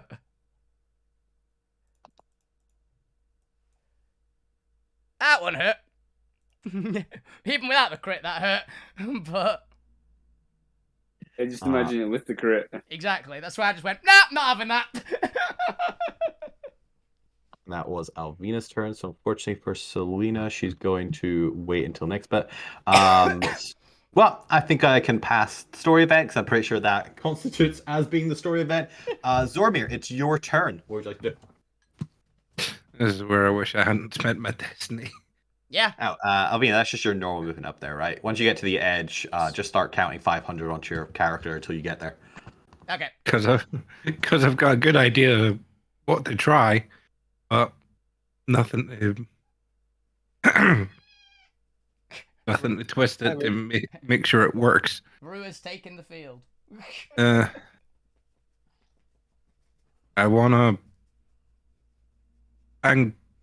still gonna try it anyway. I'm switching my gauntlet to psychic. Ooh. Oh, I know what you're trying to do. Smart. And I'm going to punch the end of the rod that was stuck into the creature. Does it work? Yeah. 'Cause that's a good. I like that idea. Okay. Well, let's see if you hit first. Okay. Which one are you going for? The one in front of you? I'm hitting the rod that's in my hand. Yeah, he's trying to So you're punch. trying to smash the He's rod. changed the He's changed his gauntlet to psychic damage, and he's punching the control device that he's got. Hmm. It's like, I like it. Don't know if it'll work, but I like it. I'm thinking along the lines of what Zormir would think. Like, Yeah. this may cause feedback. That's And- yeah, that's what I assumed you were going for. It's Give cool. me an Arcana check. Okay. Eh, not great. The +2 16. It's not a ability checks. So It's like not- helping reaction. Yeah, it only the +2 only works on saves and attacks. So anything that's gonna mess us up, or we're gonna mess them up. Does Gwent's thing work on ability check? Bless. Oh, Bless does. I believe. Give me a sec. Bless does, yeah. Yeah, I was pretty sure. Okay. +4, that's an 18. Well, 15. Would this Uh, work? It's Vermilion plus white. As you punch it and you disperse energy through it, you're not entirely sure if anything's actually happened. The creatures themselves seem to pause for a moment, but it seems that the device that you have in your hand is only designed for receiving energy signals, not transmitting them. It is not a two-way stream. It was you consider it worth the check, but fortunately you'd need to reconfigure the Arcanite in order to do what you're doing. Mm. It's a good attempt, but fortunately, because it's only designed for retrieving signals, it wouldn't make sense for there to be a feedback loop. Okay. At least not just from putting psychic damage into it. Would that have caused my action for the Arcana check, or the... Yes. Well, also just trying the thing, but it does seem to kind of emanate out a psychic field that seems to disrupt the signals for a second as the worms stop moving for one round. Okay. So it's on a particular. That's only because I'm imagining it's like causing static interference in the signal. Yeah, it might be a big wave on the frequency, essentially. Yeah, but that's the extent that something like that would work. So if I'm being consistent to how the Arcana rules. Yeah. So yes, that's gonna still the glowworms for a round, just from the massive psychic burst. But you're also pretty sure that probably won't work again. Okay. But feel free to move. The worms are effectively they're stunned, but they're not mechanically stunned. The worms have stopped attacking for now. They have paused. The worms have paused. Yes, they have paused and will not use their reactions. It's fine. 2 of them already have used it. Yes, true. Well, that one's paused. Number 3. Can I try and climb it? Try and what at it? Climb it. I won't use my movement to try and get up to where the rod was. Yeah, it doesn't fight you, so yeah, because it's not, it's currently passive. You're able to climb up it. It's what, like half out of the ground, so say it's like 20 foot up for like half its size. Zormir, remember you said I'm not allowed to adopt So things? you probably aren't going to get all the way up to its roof, but you get the majority of the way up, and you can get the rest of the way up on the next turn. I'll put myself there now, so... Yeah. Alright, as we go to Lou Grim. Is the Dapper Worm 500 feet, did you say? 500 feet Yes, past I the did. top of the map. I think there's a, yeah. Oh, past. Okay, so. Right. Yeah.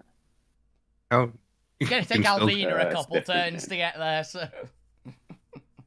I thought it was 500 feet away from us. It's fair. You can, like, dash this round, and then you can Dimension Door next round if you want. Or I guess you can Dimension Door with someone and be, like, close to them.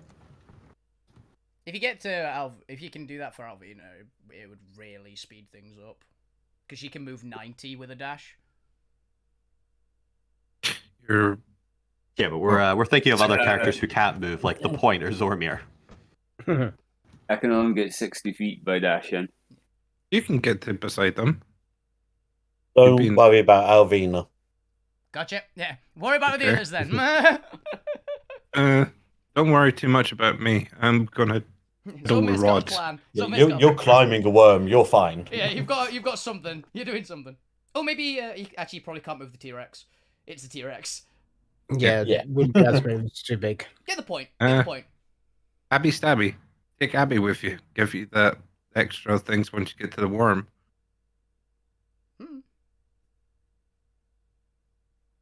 I think between who's left here, we can keep the worms at bay. Yes, I'd like another one of those staves before I get over there. Sure. Just so I can try and launch one into it itself and hope that works. Okay, Because of Abby. feedback loop on it. It's not a bad thing. Yeah.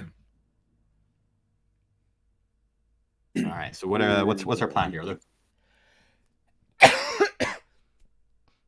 And Dimension Door with Abby. All right, you do so. 1 second. Dimension Door.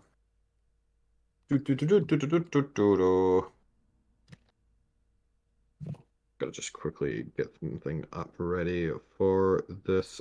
You do so. You are where you will be in a moment. You can see the worm, but we'll deal with you in a little bit. Actually, you vanish from the combat for now, or at least for like you vanish from the scene for 5 seconds. We'll switch scenes over to you in a moment to describe what it is you actually see. Yeah, you are teleporting there.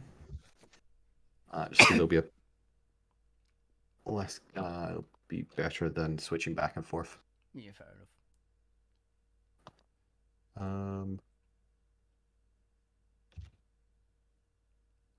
There you go. All right, that's Lou. The glowworms aren't acting this round because they are paused. Gwent, it is your turn. What would you like to do?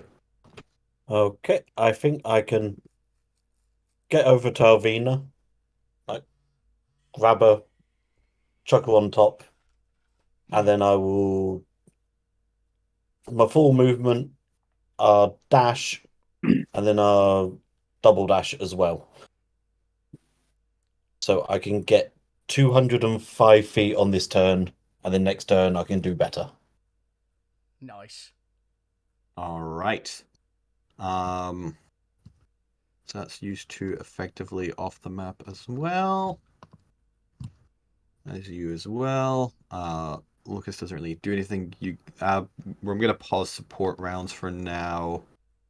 Unless you want to do something with Lucas. Abigail's gonna be out of the support round for now. Fuck you. What would you like to do? So, fuck you. Is Alvina still within 5 foot of this one? No, she's gone. No, she's gone. Gone. She's 200 foot away. Yeah. Right, gotcha. This is crow flags. Yeah, wasn't sure if you actually did that. We were just talking about it. Okay, so that's fine. Gonna take a bite out of worm 3 and tail attack on worm whatever this one is. 2. So bite for 28 to hit and 29 piercing. Nice. And tail attack. Well, if you can keep its head still, I can get that rod out. I can't grapple it. 29 and 20. Yeah, technically you can grapple it normally, but you can't. Both worms take their respective damages. Yeah. Wrap your tail around it. Technically a T-Rex is large enough to normally grapple one of these, because you're only one size Yeah, I smaller, suppose. but the bite's probably still just better. Yeah, it depends if you want to hold it still, because I'll at least like impose disadvantage or something if it tries to throw Zormir off it. But the point is your turn. What would you like to do? 4 of your party members have vanished from the immediate surroundings. Can I see if the other worms have these rods as well?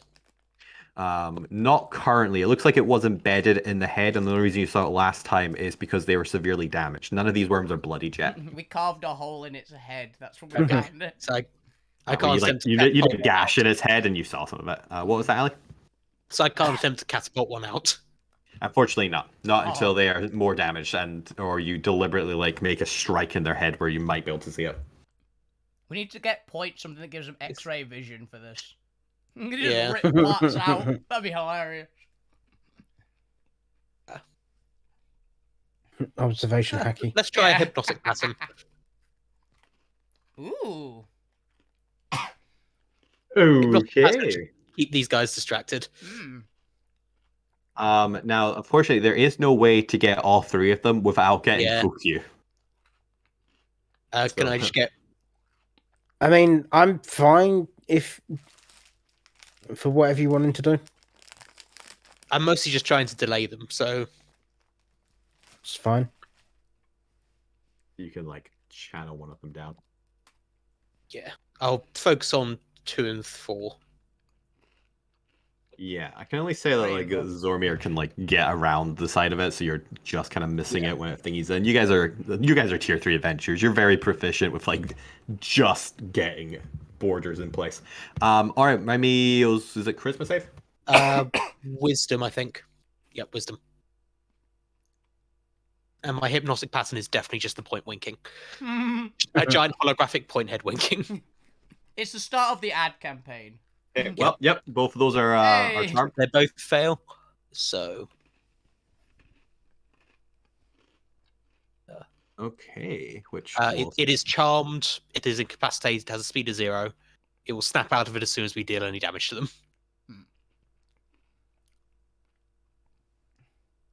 All right. It is Selena. She was going to aim at number 3, but seeing you charm them in Hypnotic Power, she's going to switch her arrows over to number 2. And is going to hit in. Let's see what this Ranger Druid can do. Let's see. She hits for a 31. Nice. We were fairly confident that most of the leaders were about 20. So this so far is tracking. And she does 39 damage to it. Not bad. Nice. But that's just one of her attacks. She goes in for a second one and just manages to hit. Dealing another 52.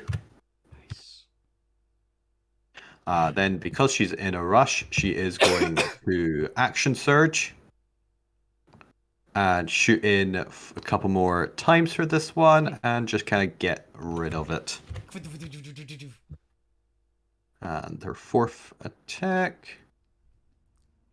Oh, wow. Does not take it down. It has like 2 hit points left. Oh. That'd have been so cool if she just downed it there. as she peppers it with 4 arrows. Damn, she was so close as well. And then is going to make her way through the arena. About 30 feet there. She gets an extra +10. Put her 40 there. And that's going to be her turn. Does it actually give you a second move? Does it actually give you a second move? I can never remember. No, it just gives you, lets you take your action again. Cool. I'm trying to remember, like, between... I think you can double dash with it. Yeah, that was it. But Alvina is also going to be off the map for this round while you get carried the rest of the way. I guess you technically in action if you want to prepare anything. Yeah, Alvina does something aggressive in the way of the worm that keeps her rage going. That's all. That's what her action will be, essentially. Just punches a tree as you go. Oh no, you wouldn't punch a tree. Punches yourself as you go by. Like, she throws a rock at the worm, missing completely because she's well out of range, but she tries. I mean, do you not have your javelins? I don't think I have javelins. And I don't want. No? I can pull out my longbow and try and one-hand it on Gwent.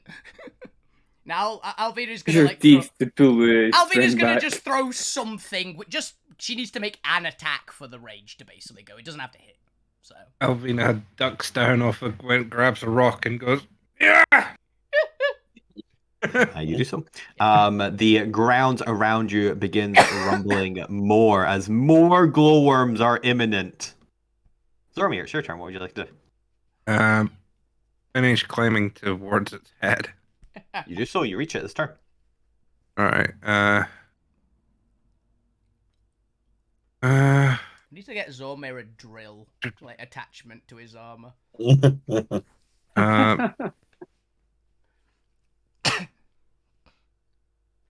Multi-tool and knife.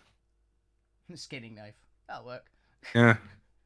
And what kind of check would you want me to try and cut at the same strength, sleight of hand. Ooh. As you try and do a precision strike through a purple, or I guess a glowworm. Yeah, its hide's more rubbery. A rubbery hided glowworm towards the gooey center of its brain. Right. So gotta be making nice, precise, strong strikes to get in there. 14. Probably not. 14? Yeah, I'm gonna say the AC is at least its DC. Yeah. Have you got anything you'd like to do to boost that? 15. Do you have a flash? Well, oh no, flash doesn't do it yet, does it? It would add a +1 for the actual.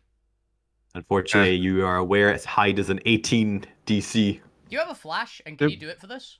Because a flash would bring it to 18, wouldn't it? It is a skill check. Flash would take it to 19. That's my proficiency. Oh, is it proficiency? I thought it was intelligence.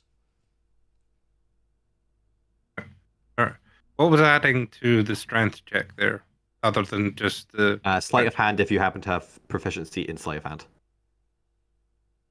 So you get to add proficiency if you're proficient in the skill. Yeah. No, I'm not. It's a proficient.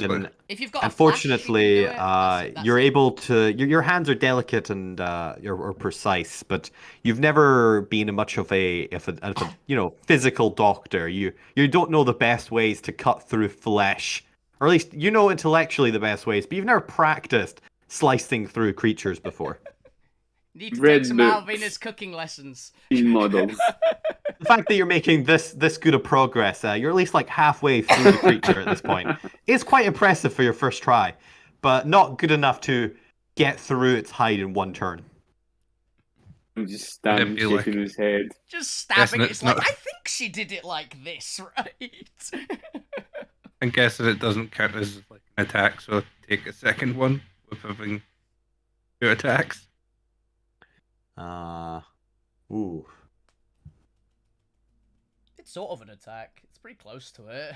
Yeah, I'll allow it to use up your effectively attacks. But just trying to open the... Perform surgery on a living animal. It's pretty much... already made. Yeah, however, if you fail bad enough, it is going to undo the charm and deal like 1 point of damage to the creature. Right. Seems fair. Yeah. So go ahead and give me another one. God damn it! Fortunately, that is a negative result. Yeah. So you, unfortunately, by attempting to push in too quickly and too rashly, you are able to get most of the rest of the way there. Not quite all the way. You're about maybe 90% of the way there. But you unfortunately see blood pooling out. You seem to have nicked some sort of. You're not entirely. I don't know what You tweaked his optic nerve. I don't know the just biology. Blinking at you. You've hit something inside of a worm that would cause it severe pain and to be roused from its charm. It now starts flailing wildly, and I'm going to need a strength save as you try to lash on, if you would like to lash on, or you are flung from it. Ping.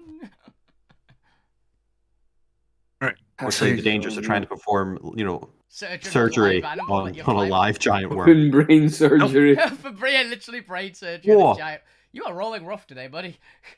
Yeah.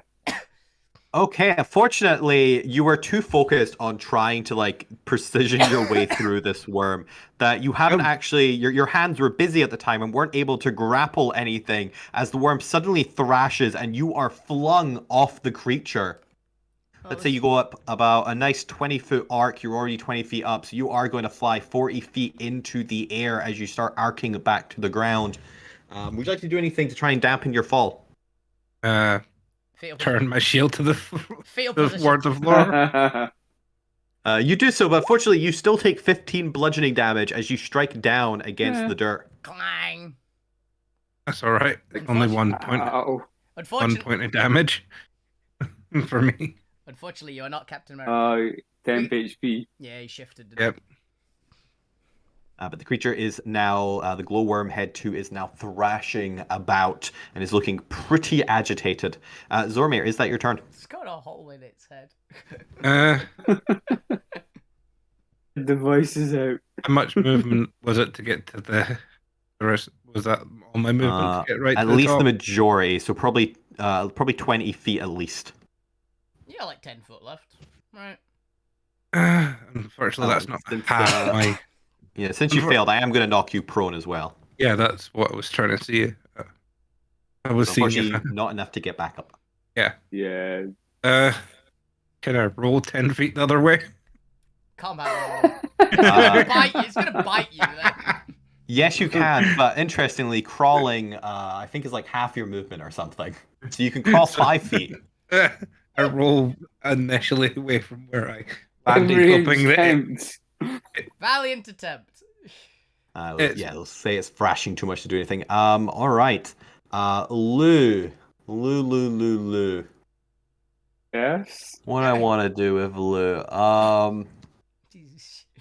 Yeah, why not? We're going to have to switch back and forth eventually anyway, and Gwen's going to arrive there in the next turn. So, Lou, as I now have to switch the scene, you arrive in the new, definitely different grove. It looks different. Yeah, for this one, doesn't have a giant tree at the back. Just ignore that giant tree.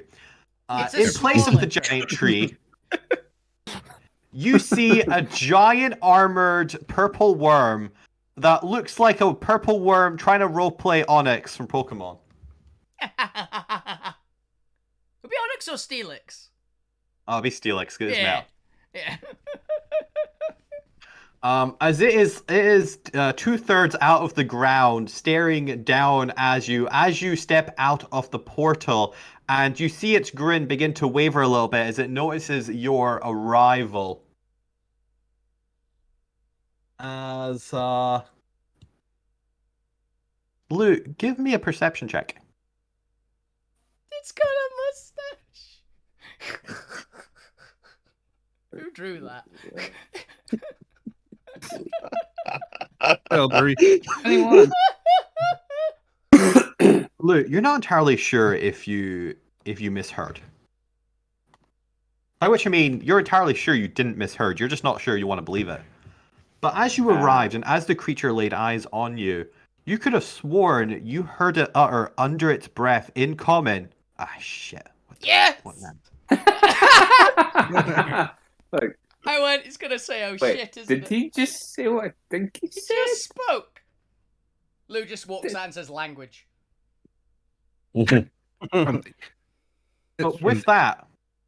We're gonna take our first 5 seconds break because I need water before we get into the talking worm. Understands common, so we can reason with it. We can reason with the giant worm, yes. So is this just an intelligent Theoretically, worm? Or someone yes. disguised as a worm? There's a 50-50 whether this is a fully intelligent giant purple Lou, worm. remind me, what are your magic items?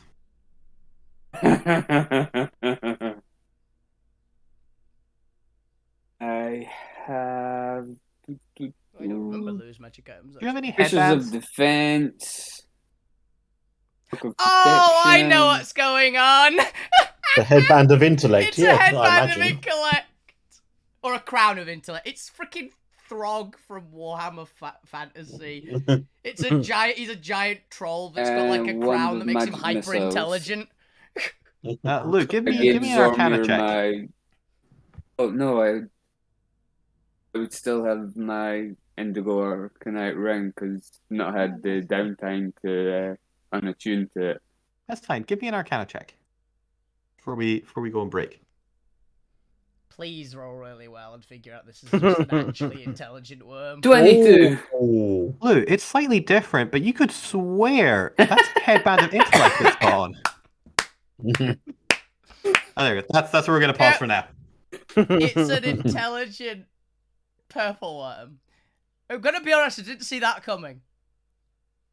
I did not see that one coming at all. Of all the options we possibly could have had as to why there's a glowworm infestation, hyper-intelligent purple worm, not one of them. Next question: No. Who put the crown on the purple worm? So that's I mean, me. it might, Moustache on. I mean, it might have found That's it also me. itself. Yeah. It might have like walked into it. Disguise. Also, you know the hilarious part? That thing's more intelligent than Zormir, I'm pretty sure. Oh, what does the headband of intellect give you? Like an 19. 18? 19. It's more. I'm pretty sure it's more It's intelligent than 19, yeah. Zormir. Boost you up I to think it's 19. More more- intelligent than me as well. It's more Yeah, intelligent. it's more I don't Better know than where- me, yeah. Intelligent than Lou. That is more intelligent than any member of the party. Yeah. Oh, that's funny. For reference, that thing has almost 3 times my intelligence. Not hard. quite, but it's up there. It is. It's 21 to get 3 times my intelligence. Thank you very much. That is quite hard. Back in this. Just because there are species of bird in the standard D&D monster manual that have higher intelligence than Alvina means nothing.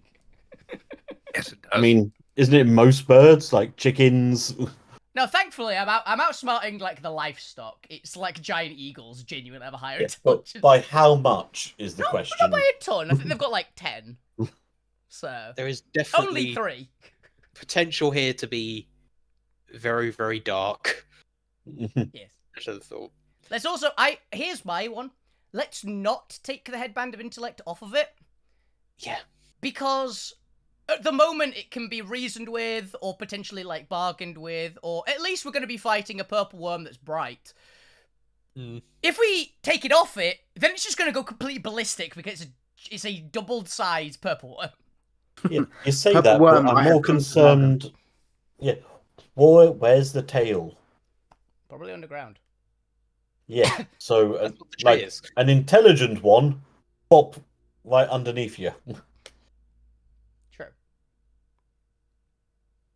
It's from the And realm I'm of going to evil. drop you somewhere in the vicinity, and then off I go. I tell.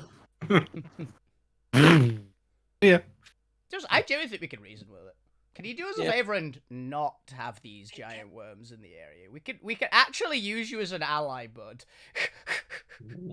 We can fully embed the headband of intellect into your skull, Yeah, so we it can- can't be knocked off. Yeah, we can literally surgically attach this if you want to be this intelligent. Or we could literally take you outside of the city limits and then take it off if you want to just be a purple worm. Yeah, there's a bunch of Titan Guts worms who would love an intelligent leader. Yeah, you could become their king. Who's saying it's not actually part of the court of evil?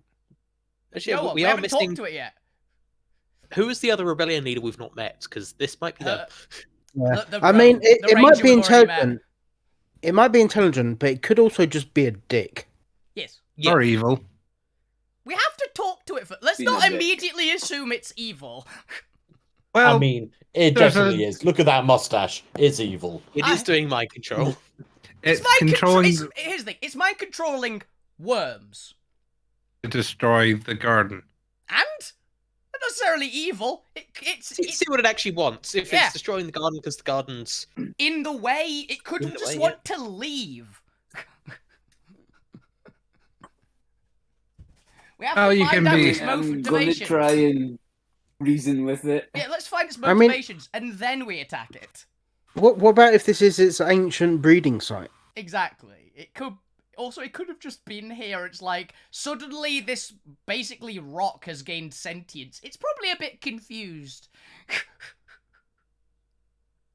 also love that it speaks common, by the way. It's very convenient.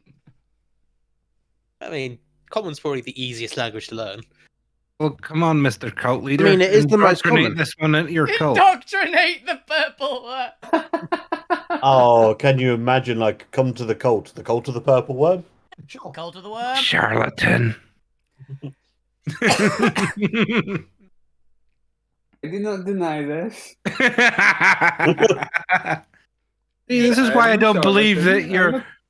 I don't believe that your group is still... Isn't still a cult. Here's my main thought, by the way. No.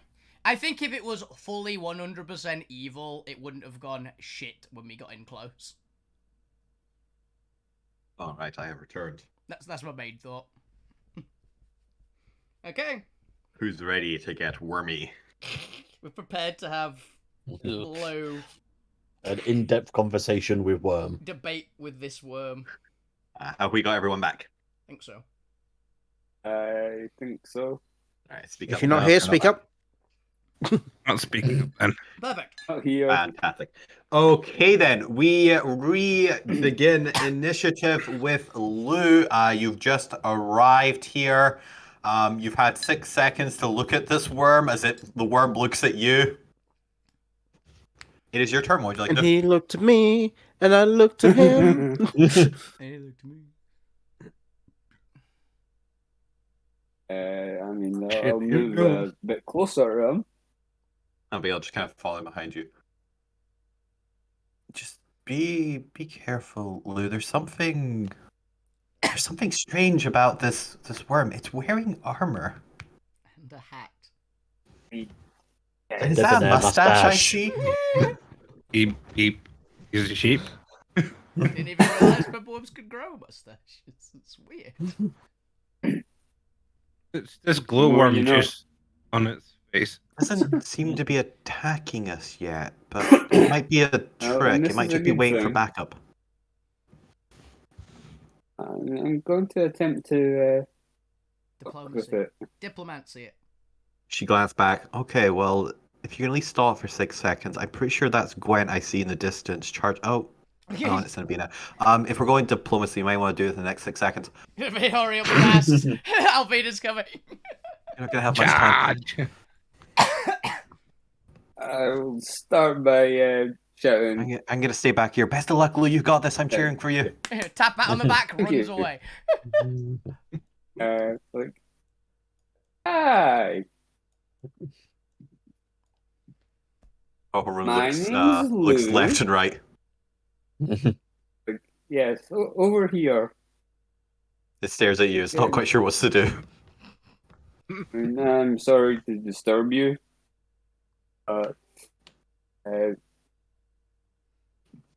May I inquire why you're here? If you've been here for a long time? Roll me a persuasion check. Come on, Lou. He's so polite to the worm. It's amazing. Yeah. That's how cults start. What are you trying to say about Lou? You know. Well, last time you persuaded Norman. Oh yeah, you threatened to have him murdered by Alvina. Yeah, so, you know. I'm gonna destiny that. Ooh, okay. Not a bad show, actually. Just to be on the safe side. We get a good persuasion. Get a nat 20. Well, that was worse. Oh, fuck me. It is not your destiny to speak to this worm, apparently. The worm lies down on the ground and makes a let's see. Makes a strange gargling sound as it kind of just flops there. It's playing Playing dead. dead. It's playing dead. On it. So, yeah. Oh, congrats, Lou. Yeah, I'm going to. Congrats, Lou. I didn't realise you learned power word kill in the inter.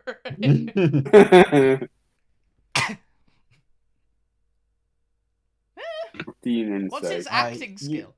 You don't think it's trying to act dead, but you do think it's trying to act what it thinks a worm acts like. Again, intelligence. I forgot how a worm acts. Yeah, it's fair. It's the overload of There's not very information that it now a has. sentient crown rather than a sentient worm, but It might be. I'm too smart to know what an actual worm It's like, looks shit, like. act like a worm. Worm things. It's just doing the worm. Actually, if it's like lying down, being I need to move a worm, You need to make the mustache part of its mod. I'm going to remove the headband of intellect. It's quite a way up. Like a Yeah. I've lot. got mage hand. Oh yeah, you're also like take a that to full 60 grove away feet. from it. So fortunately, you have used your movement for this round as you've moved forward, because it is like 100 or feet away from you or something. But also the worm, as it's flopping around, seems to be slowly rolling away to the side of the grove away from you. It's trying to escape. If I still have an action, Yeah, you still have an action. Let's see, yeah, you move 30 up. I'm going to cast Frostbite. Oh, you're gonna attack the worm. Wow, man! So much for going diplomacy. All right, make your attack. It's more to try and keep him there. Slow it down. It's not. Where are you going? Get your ass back here. Mold Earth is not going to.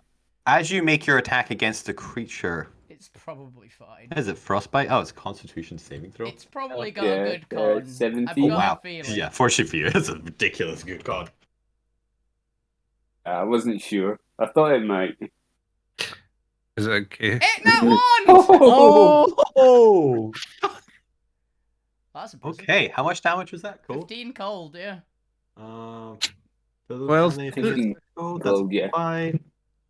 What else does? And it Slows its movement by it has 10. disadvantage on the next weapon attack roll it makes before the end of its next turn. Nice. Oh, I was thinking Ray of Frost that slows it down. As you cast Frostbite at it, you could see the frost kind of chilling over the visible part of its skin on its face before the armor before it's armored. You also just the thrashing stops as it seems to curl up in on itself, and you just hear command. What was that? That was the worm saying, "What the fuck, man?" What the fuck, man? As the worm rises back up and stares at you, seemingly very peeved now. It stares down at you like, "What? You just attack a random innocent worm flopping on the ground? Aha, I'm you just trying can to get talk! your You attention. sadistic freak!" Aha, you can talk. I can kill you in a moment if you wish. But I apologize for that. You need to have a proper talk with you. Give me another persuasion check. Bullshitter. God damn it, Lou. 11, Jesus. To be fair, this Oh. is contested. 1 second. Let's see. It's intelligent, but is it wise? so I've got a Let's destiny. Constantly 1 point ahead of you, apparently. Can I use my destiny to like let Lou reroll? Oh wait, has Lou used his blast yet? Oh, no. No, he hasn't. It's, but I don't think it's for that, unfortunately. It's for It's ability attack check. rolls or saving throws. Yeah. Ah. Also doesn't do ability checks. Unfortunately not. I thought I'd ask. Yeah. I can never remember what bless does. If I can use my destiny for Lou. Yes, you can share your destinies with each other. Come on, Lou. Go on, re-roll it. Thank you. If you somehow get Destiny, a be on 9 my or a 10. side. God damn it, Lou! Roll like trash. We're not Do you letting have a Lou lot- do any more diplomacy. Do you have a luck thing as well, where you're... That doesn't work on that. I'm pretty Oh. It's only sure. that one, I think. Yeah, I could bend luck. Now, does that If actually work? that's still viable at this point. I think it's more whether or not bend luck works on ability checks. That's why I can't remember if it. I don't think. Yes, it does. Then When another yeah, creature an you ability see check. makes... Oh, hang on. when another creature Another you can creature see. you can see makes an attack roll, an ability check, or a saving throw, you can use your reaction, spend 2 sorcery points, and apply the number rolled as a bonus of penalty to the creature's roll. That's a weird one. Yeah, because it says a creature he can see.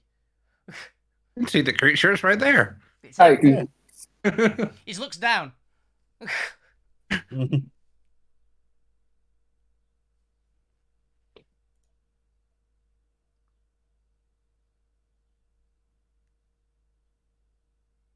Oh, Weird. let's see if it can be used on yourself. Mm. Because yeah, by like the way it's written, normally it indicates that it can be done on you. Yeah. It'll state as much. Weird. I don't think you can use this on yourself. Yeah, it's a weird one because like I think it's support. I think it's a I support. don't think it does either. It's just because yeah, it says another another creature. makes an attack roll or ability check or save.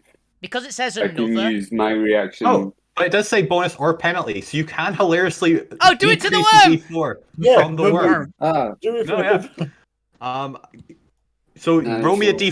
D4 because it's only one higher than you. You literally just need to get a. Jesus Christ. Okay, well, since it's a stalemate, it was gonna previously say it was just gonna attack you, but I guess since you equal it, it's gonna stare at you. It's gonna give you one final chance. It's gonna be. I offered to heal it as well, so why I shouldn't just beat you up now. Give me Good, one my reason. friends will be here shortly, he just and they turns will not points. hesitate to kill you.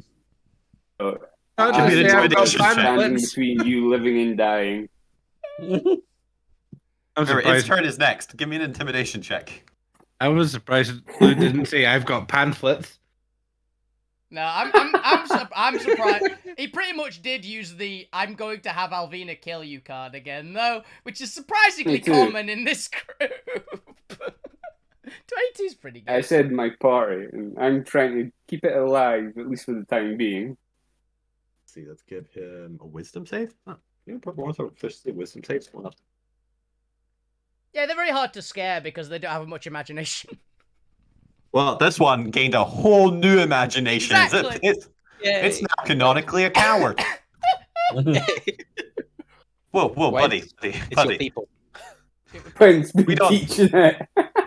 Yeah, it's clearly a coward. He's arming himself up. You wouldn't slay an innocent, intelligent creature, would you? We could be buddies. I would You like to be have buddies. clearly never met Alvina. The less As intelligent the I creature, the more she just likes it, said. usually. I want to have a proper conversation with you. Then why did you attack me? We're slinking off. Because he's not very bright. You were trying to sneak away. You were trying I'm not to as sneak intelligent as I'm away. okay, but I'm above average. 16. That's very intelligent. That's as intelligent as Zormir, I think. Oh, apparently this one. I'm pretty sure That's Zormir's not got gonna go back. 16, 17, right? Yep. Yeah. Yeah. Yes, I know of some people that are not too happy about. Okay. Compromise. All right, hear me out. Hear me out, okay? Because I don't know if I can trust your friends who are quickly speeding this way. They have just been slaughtering a bunch of worms.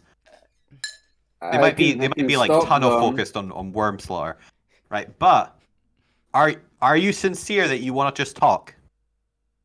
Yes. Okay, well, I'll tell you what. If you climb into my mouth, all right, I promise not to eat you unless your friends attack me. All right, how's that for a deal? That way I'll know that if I'm going to die, I can at least take you with me for being a liar. But if they don't attack me, then I'll just release you, no problem, and we can all be friends. I actually really like this purple. How does that sound? I think that's a fair compromise. Otherwise, I have no reason to trust you. You're very clearly just, like, very aggressive. He did shoot you. He did shoot you. I This agree, is the least but you owe him. I get Abigail to tell the rest of the party what's happening. You know, not to attack. Alvina can see you, by the way. Alvina's there, is she? She's within a mile, and she has a straight shot look at you. She can see what you're doing. She can't hear what's being said. No, she can see you, though. Yeah, well, I could be charmed for all she knows and climb in his mouth. Honestly, she probably just convinced you're an idiot, but... Being honest. Alright, so as it lowers... I agree to his terms. Alright, he lowers himself down to the ground and opens his mouth. Gwen... I walk in. Can you think of any reason that Lou would willingly walk into the mouth of a purple worm? Is it a cult thing? Maybe? I don't remember. Like he needs to trust them. Suffer, or is it like he needs to spend time inside of a Luke, just before you get into the mouth, the creature also says, "Oh, by the way, you might feel some strange like forces acting on you inside my mouth. Don't worry about that. Just let yourself succumb to them." What kind of forces? It's just like a weird pressing in on you like gravity. That's just my body doing that. It's to stop you accidentally slipping down my throat. Don't worry about it. You'll be safe. So long as your friends don't attack me. Neat. I won't swallow you because I'm forcing myself not I'm to. physically controlling my body not to swallow you. Also, that's a really cool idea. I appreciate that. Work like that. I really like that. Yep, definitely. Alrighty then. You do step into his mouth, Lou? Yes, you do so. Walk in his mouth whistling a jaunty tune. It is now as you step into his mouth, you don't feel any of these strange forces the worm was talking about. You're not quite sure what's up with that until it gets its turn, and then suddenly you feel as if like the air around you is pressing in on you, and would in theory need to make a strength check to resist, like push through the air. Do you attempt to resist the pressuring effect, or do you let it happen? Who's gonna die in a worm? If it swallows you, Lou, we'll cut you out. It seems to be trying to like hold you in place, and you do notice that the tongue of this worm is very slippery, so it kind of makes sense. In theory, it pressuring you in place would stop you slipping down its throat. You're acid proof, remember? I will trust him. Semi-acid proof. He did say like that this would happen, and that it's actually okay. All right. Well, as I'm you going choose with good faith here to fail the check, you are now mechanically restrained inside its mouth.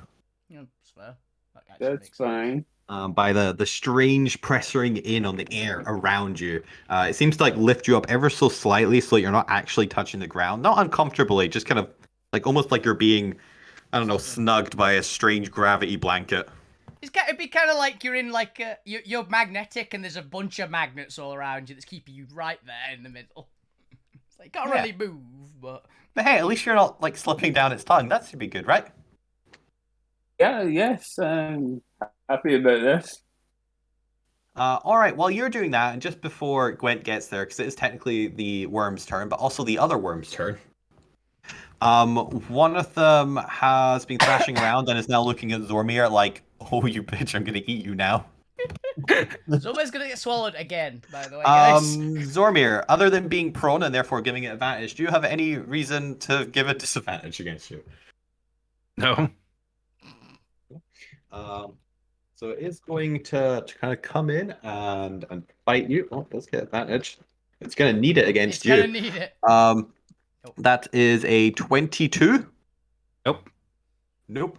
And the other one is stunned, and the other one with 1 hit point, I guess, is going to try and take a bite out of Fukyu with its final remaining breath. That's just a regular attack. A 15 against the T-Rex. I think that hits still. I think it's 13. It's AC.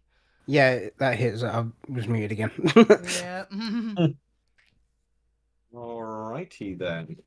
It does have a lot of hit points at least. 23 bludgeoning damage as it tries to maw on the It's your tail. It's bit your tail. 23. Concentration. And because 2 of them are active, suddenly their tails pop up. I'm going to use my destiny point on that. Yep, that's fair. Its tail's gonna pop up over here. Oh, for fuck's sake. It can look at. Ooh. We have been rolling very consistently today. It's consistently like around the same number every time, regardless. So T-Rex form drops. At least you didn't take any damage from that last hit, though. There's that. It's also gonna be down here. All right, so that's its 2 tails are now active. You have Gwent's thing still. They're blessed, which does apply on savings throw. Yeah, you would need a 3. Would need a 3. Would I You need a 3? need a 4. You need a 4. Yeah, I need a 4. Because it halves it to. Fuck's sake. Yep. I mean, silly question. Did you ever use the hero's inspiration? Alvina has. Probably not, because I very rarely use that. Yeah, what's that? D8. I don't think you have. D8. D8. Okay, come on. Number 1. Come on. Don't fucking jinx me. Go on. 8. You got this. 4. It's what you There you needed. go. It's what you needed. Difference. Yeah, you get to Okay, stay in cool. T-Rex. Yay! Fortunately for you, it does get its acid tail, though, because it's been active for more than 1 round and it's currently active. So I need... Dex, I think you said. Yeah, it is Dex, isn't it? Yeah. I need a dexterity saving throw from Zormir and Fukyu from the 2 different tails, as they both line attack towards the 2 of you. Luckily, respectively. I still get a dex even though I'm prone. Yes, hilariously prone doesn't actually affect your dex, so start rolling, male boy. Yep. Keep rolling, Tin Man. Rolling. Nerd boy. Very consistently 11s as well. Yeah. Yeah. Unfortunately, you don't roll quick enough as you take 55 acid to the face. Yeah, I don't think I'm going to make any con saves. You could. I could. Well, no, to be fair, this is a different worm and a different tail, so it gets its own damage roll. Oh, I thought that what was was yours? 11? It was the same. No, they're doing like 2 lines just kind of parallel, like in between them to not hit each other. Yeah. You take 49. Half, so you need to get a 24. 4? Yeah, 24. Doable. If you nat 20, you're fine. You literally can nat 20. This would be fine. Alright, where's me thingy? Come on. Oh. Con save. Come on, give me a crit. Natural 20. No. Come on. Nope. Nah. Well, that's gonna hurt. 15. At least you essentially just use the T-Rex to tank the hit. So. And it looks like these 2 have a lot of vigor to them because they both get their tail attacks back. I'm gonna absorb elements that have it. That 55. Yeah, pretty much. Yeah. Shout. So yeah, fuck you, loses T-Rex form, and actually this time, because I've not got anything else. Yeah. Actually, I've still got Bless. Bless isn't just a once use thing. All of them, but to be fair, I don't think you can Bless for a 8. Yeah, you can't Bless for an 8. Yeah. Or, go for a 3. So how much would I be adding back on if I've already taken the 50? It halves to 27. So you add 27 back on if you're having it. All right, that is the 2 worms. Yeah, cool. Don't think there's anything there.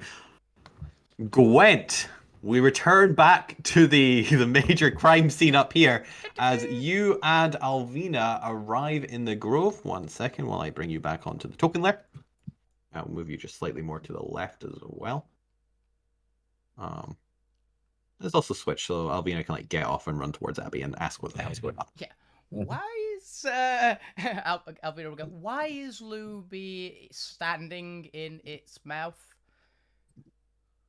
Well, Mr. Grimm seems to have a very peculiar idea of what diplomacy means, and this is supposed to be a sign of trust, I believe, is the reasoning behind this. Promising that you will not attack the worm, or else it will devour Lu. So, Alvina, whatever you do, don't attack the worm until after we rescue Lu from its mouth. Yeah. Why Lu is doing this, I'm not entirely sure, given it's a metal worm. Yeah. Many questions. Many questions so for this, Lou. So Lu can communicate with This it. That's works. a good There start. won't be. Yeah, apparently it can talk, but I'm not sure either one of them has thought about how the worm's talking with Lu in its mouth. That's a very valid point. Okay. Telepathic worm. Got it. I didn't expect to be waking up and doing this today, but sure.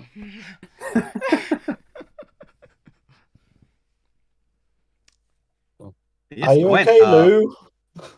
What would you like to do as you arrive here, Gwen? You have used all of your movement, and we're going to assume that you dashed. So, Yeah.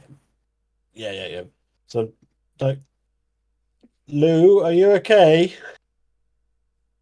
Would I be able to hear Gwen? We're shouting. yeah, it's fine. It's not that big a space. Assume that most voices carry 120 for plot reasons. Yes, I'm fine. If you go up here, here we go. Okay, Wow. so it's not Careful. some kind of weird mind control. Okay, that's... Or it might be. It might be. I mean, as far as Lou knows, it's... That's what Alvina says to Gwen. It's like, it might be mind control. I can't think of a reason why it would walk into its mouth. And I'm the one that likes animals. I'm going to shrug and say, well, Lou... You're Eh. not wrong. I figured. Okay, so in that case, hey, Mr. Worm, what you doing? What's going on? Can you spit out our cultist? Oh, no, that's the part of the deal. What? What did you say? That's part of the process. I didn't get a word of that, I'm going to be honest. You want to lick the floor of an office? What's an office? Oh, that one I got. Okay, it's Like somewhere a you go to workspace. work. It's like workspace, right? It's a room you work in. Yeah. It's really the social service Altsphere. I'm not here to kill anyone. I'm just here to raise an army of worms. He wants sausages. He doesn't want to kill anyone. He wants to make an army of worms. That's what I got out of Okay. that. I heard sausages as well. Yeah, I'm not sure if I was just being crazy. Right, could so want sausages. you I just- This just... is very important to me. I need to do this or you Yeah. won't let me in. It's part of our initiation. Okay, can you give us a bit? Can you spit Lou out? We won't attack you immediately, but we can barely understand you at the moment. Yeah. The worm seems Just to to narrow its confirm- large black oval eyes at you. Give me a persuasion check.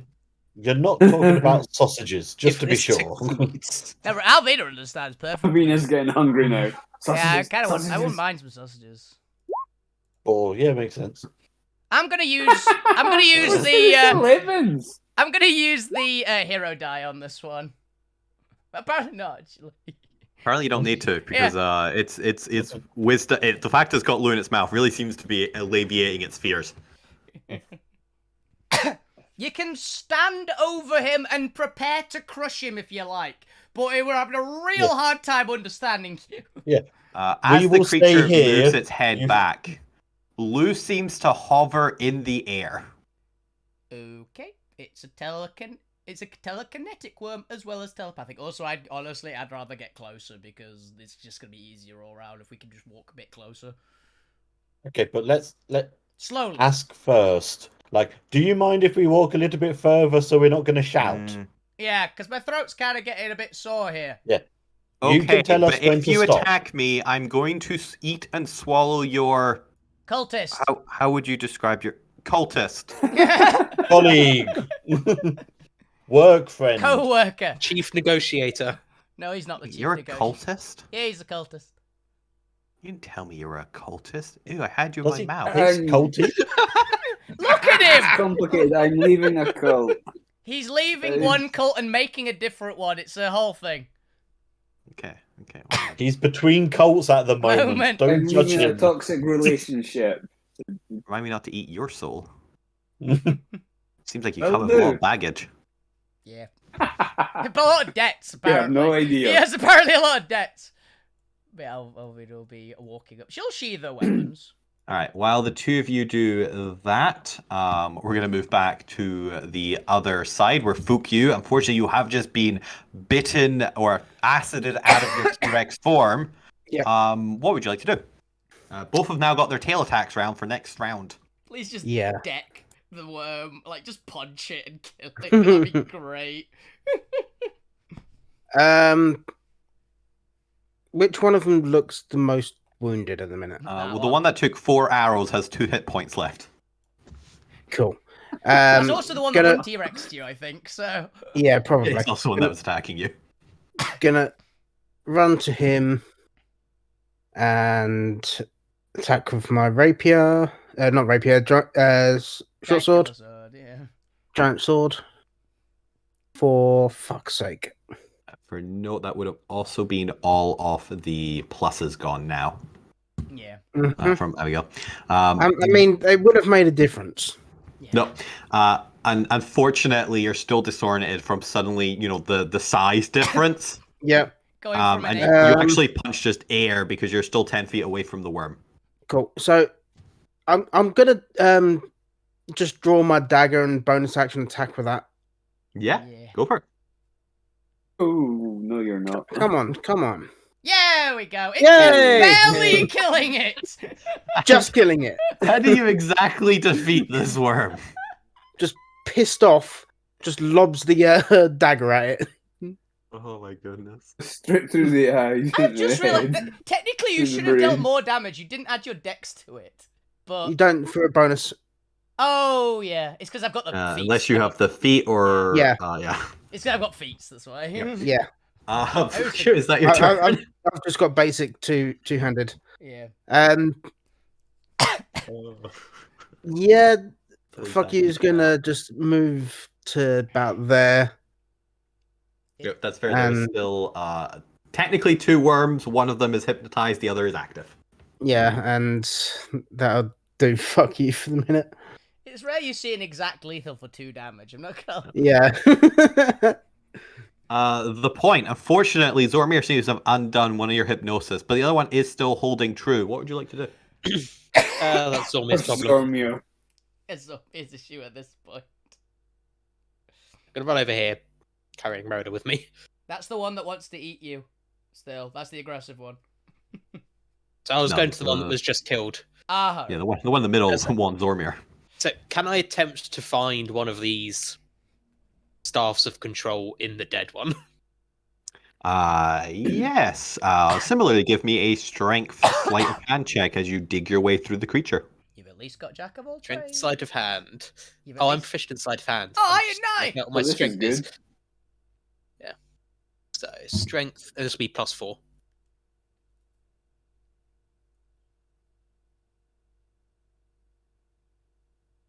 So that's actually a 25. Nice. Sorry.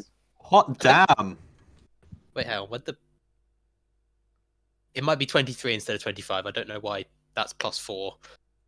Because But you're if I Jack do of all plus- Oh, he's trades. giving me a Jack of all trades. Yeah, it's just a straight Oh, check. okay. Yes. Okay. So it's 23, Three. not 25. 23. As you easily cut your way through this, something about it being already dead and its skin seems to sag a little bit once it dies.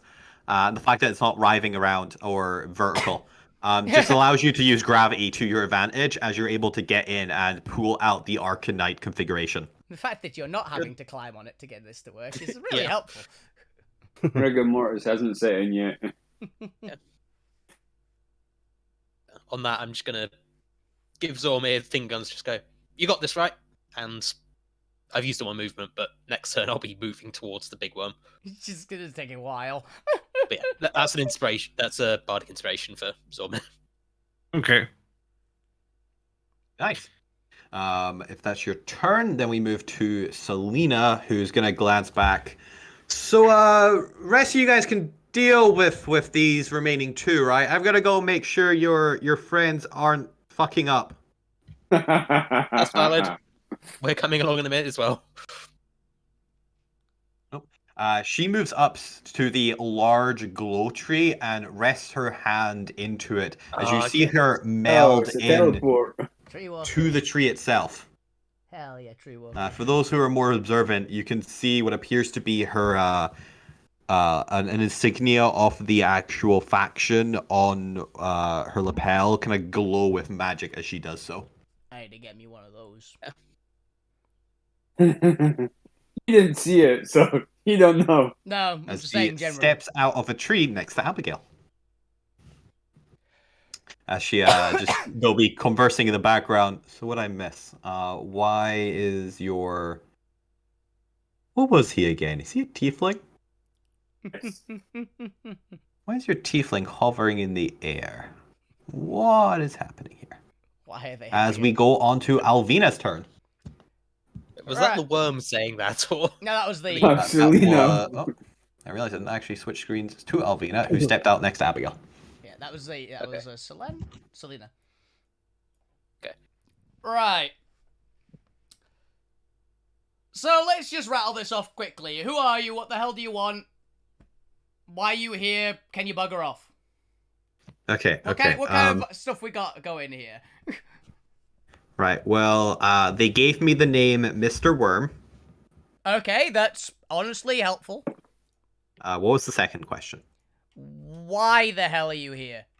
Oh, right. I was looking for nutrients so I could gouge? Gouge Feast? is the word? I could feast my army of glowworms so I could create a powerful and healthy army of diggerbots. Okay, who did that? What do you mean, who did that? Who gave you the things to told you to make a giant army of digging bots? Oh, it's part of my initiation trial into the guild. Which guild? Well, the Monstral Guild. Got it. Okay, that's who we're dealing with. That's who we're dealing with. Good start. Gwen suddenly panics. Gwen's suddenly gone. Gwen from like 500 feet away just gets a shiver. No, he's not. He's like, Gwen's right next to Gwen's moving forward to destroy the worm before it does anything. Nope. I thought Gwen was still the other party. Right. So, can you not do that? No, this is like the most bountiful land I've been able to find while digging through the mountains. Cool. Although it has a very strange effect on my head. I have no idea where we are. I'm entirely disoriented. Yeah, can you do us all a favor and not want to do the initiation to the Monstro Guild? Are you kidding me? This is my life goal ever since I gained sentience. How long ago was that? About a week ago. Exactly. So you need to find better goals. No, you do understand. It's part of the contract. If I don't do this, then they are going to repossess all of my magic items. Well, there's just a simple solution to that. You've got a bunch of magic items. Just leave and never come back. Honestly, I think you've gotten quite a good deal out of it. No. I could never do that to Uncle Kraken. He practically raised me for the last week. See, that's just what deadbeat family members tell you. It was for a week. He looked after you for a week. Just look after yourself. You're doing great so far. You just need to leave here, like not come back ever. Right. But I have an army of worms and a bunch of powerful magic items. Why would I do that? Because there was this other guy who had an army and a powerful bunch of magic items, and I rammed a helmet so far down his throat that he teleported out of his dimension. Give me an intimidation. Oh, I'm not good at intimidation though. That's the problem. The Amethyst Knight had an army. Oh, I'm gonna use one of my two destinies for that. Did Lou interrupt and telepathically And now speak I'm with gonna use. Alvina? And now I'm gonna use the hero die. What's that, Neil? I was just asking if Lou could sort of interrupt and telepathically speak with Alvina. Yeah, I mean, you have telepathy. Go for it. Can I use a bardic inspiration on this as well? If you have a bardic inspiration, have it, yes. I have one from Fuck You from apparently last session. So that was before the short rest, though. was it? I thought it was. I thought it was immediately before we started combat. I could be wrong. I thought you gave me one on the first turn. Let's hold off on that for now until Lou messages you telepathy. You're mid threat before you follow up with the second better threat to actually justify that. Yeah. Lou, what are you gonna say, or what do you telepathically convey? Alvina, he's done where he's told. Tell him that he's in the wrong place and give him directions to somewhere else that's less populated. Ooh, that's not a bad one. He's not going to know any different. That's not a bad one, actually. Yeah. You just say, yeah, you're in the wrong place. You actually want to be here. But yeah, yeah, I get what you mean. Less populated place. And yeah, you're not even in the best place anyway. So what you need to do, you go to all the way over to this place, and I just give directions to somewhere that we went to that was near Ironcore. Like a forest near Ironcore that we went past. The forest near Ironcore is Banshee's Grove. That'll do. That'll do. We want to go there. Yeah. I know, but the thing is, Banshee's Grove is huge, and there's lots of other things in Banshee's Grove, so at least probably not be our problem.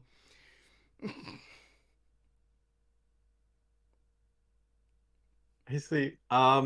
Give me either a persuasion if you're directing to Banshee's Grove, because you actually know they do have lots of trees, or deception if you're gearing them somewhere else. I have neither one. Man. I have neither one, so I will go persuasion. Whatever you're best in. Neither. Performance is what I'm best in out of the charisma. As you're doing this, Selena leads in next to you. You know, if this guy is working for the Monstro Guild and figures out where he is, that is a security breach. You are aware of this, right? Absolutely. I'm hoping he doesn't know where he is. He could just be, Apparently, when Alvina's talking about food, she's very persuasive. Yeah, we all know how much Alvina likes her food. We do. Have you got any way to check his memories to make sure he isn't lying to you? I'm sure someone does. Yeah, it's called insight. Insight check. Damn. The worm definitely seems like an idiot, but you're not entirely sure if it's the magical field effect on the city causing this, or if that hit by an intellect is just not actually helping him much. All right, I'm just saying it's gonna be a risk, and I'm not sure Darkseid will like this, but hey. As long as he leaves the goddamn grove and stops munching on my food supply. I think that's kind of the main idea. We just want him gone, so he's not being a hazard to the food supply at this point. That was Lou's thought. It's like, this is not the place you want to be. Yeah, it was might have some feathers tether him. Yeah. Not a bad idea as well. Just at least you can kill him when he's Forest outside less populated. of the city. You can kill him when he's outside of the city. I know we could do that. That's adamantine armor he's wearing. Yeah, it's not that hard to crack. Yeah, but if you take his headband, that's all you need to do. Not if he's being initiated into the Monstro Guild. That shit will be surgically attached to his scalp. The purple You can surgically unattach it. No, see, the purple worms sleep. Alvin is just thinking back, because this is a creature that we know of. Can I have a roll for it? Do I know if purple worms can sleep? Give me a nature check. You've come across them in the main sphere. How much different can they be? Indeed. What, 11 again? You're aware they probably do sleep, but you're also aware that they probably sleep underground and not out in the open. Yeah, just see if you can tail it. Just if you could have someone tail it, just see if they can tail it when it sleeps. Just cut it out. Maybe, but we also have to be careful here. Monstro Guild gets word of this, it'll ruin several supply chains. Mm. We have a tentative truce. Yeah. Yeah, You have a but truce with the guild. if we leave it here, think of the damage. We already knew about that one, Gwen. Look, it's not my preference either, but you try getting exotic materials when everyone's hunting you. Mm-hmm. They might be a bad bunch. Well, they might still be monsters, but at least they're monsters who are willing to take our coin. Unlike the rest of them who just want to eat us. Well, I mean, they'll eat us too, Then but steal your coin. at least they'll take our coin over just eating us. Alright. She disequips her bowls and starts walking back towards the tree to lean against it. You guys think you have this handled? But yeah, Mr. Worm. So He's just moved over, forgotten about Lou just like flying there now, and is just looking over at this map you have as you're just like pointing out. Gwen, what do you do as this worm like moseys on over to look over Alvina's shoulder as she like shows him a map? Yeah. Okay. So where can you point exactly onto the map where I am right now? Honestly, that part I don't know. That part I don't know. But where do you want me to go? You want me to go down here. So I'm definitely in the mountains somewhere. I know that much. That's just honestly, just honestly, as far as I know, you go south, and when you'll eventually hit like this place. Yeah. And then if you when you eventually hit this place, and she's just pointing at like a mountain somewhere, like there's just some point on the map. Don't know where you are. That way. Oh yeah. I was hearing about this place. I've got to be careful of this place though. Uncle doesn't want me getting into a mess with the Empire. I have to stay away from what was it called? I don't know. It's a weird angel city that the Empire has there. Oh, fair. Oh, I've also heard that there's a lot of food around this spot. And Alvina's going to point to a point on the map that she definitely would have had marked, which is basic. What did she actually write on it? It's basically, she'd have wrote something nondescript that only she would basically be able to understand properly. You wrote it on the map. Oh, yeah. No, I know, this is Alvina's personal map. It'd be like several dozen circles. On the actual like overview map, I think you wrote something there as well, though. I know, but that's not what. That's not. It was basically. We'll come back to that. Yeah, it's basically. What she's pointing at is this Black Vein Swamp is where she's pointing. If you're after food, I've heard there's a ton there as well. As you see him visibly shiver as you point to Black Vein Swamp. Oh no, that's the dragon just south of Uncle's place. No. I'm never to go there. Ah, fair enough. No, Uncle pays a very heavy fine to keep the dragon away. Fair enough. But yeah, then if you're not going there, then about here. And she'll point to just a random spot in Banshee's Grove, into like that area. Okay, so I just keep going south. Anyway, we'll come back to this in a moment as we got other combat still fighting for their lives happening. Yep. He does mention of just kind of let slip the comment of no, even that's the only person I've ever seen Uncle fear. I'm not going there. Interesting. Zormir, it is your turn. A purple world has just doused you in acid. What would you like to do? They are still aggressively fighting you, by the way. Burns. Also, to be fair, I think everything is afraid of full-grown dragons. That's pretty much a consistent. Yeah, but even deities and things usually will like, I don't really want to tussle with that. What makes this different is he's admitting it. No, this is some idiot is admitting it, not Mr. Kraken himself. Yeah, Mr. Worm is admitting it. Yeah. Mr. Worm is clearly very unwise, even with the headband of intellect. Yeah. Because his headband of intellect, not wisdom. There's -1 wisdom. Yeah. 15 to get up and 15 to move over a point.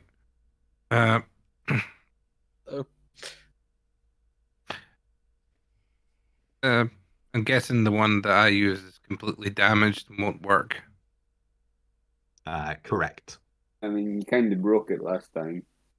Well,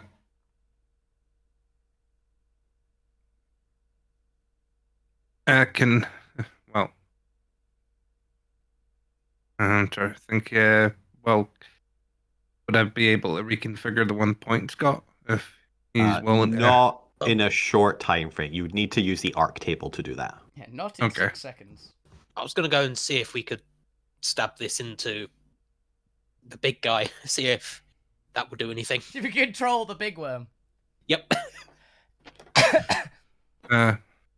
Not if it leaves before you get there. Yeah, honestly, it might be leaving. Does fuck you have dimension door? Fuck you does, yes, but I think he does, yeah. He wouldn't be able to take any of you lot because you're too big. Yeah. Also, you're walking. Also, it's 500 feet. Yep. It's 500 feet to the other grove, which means you have to still go a bit further to get there. I'm gonna see what spells I have left on me to.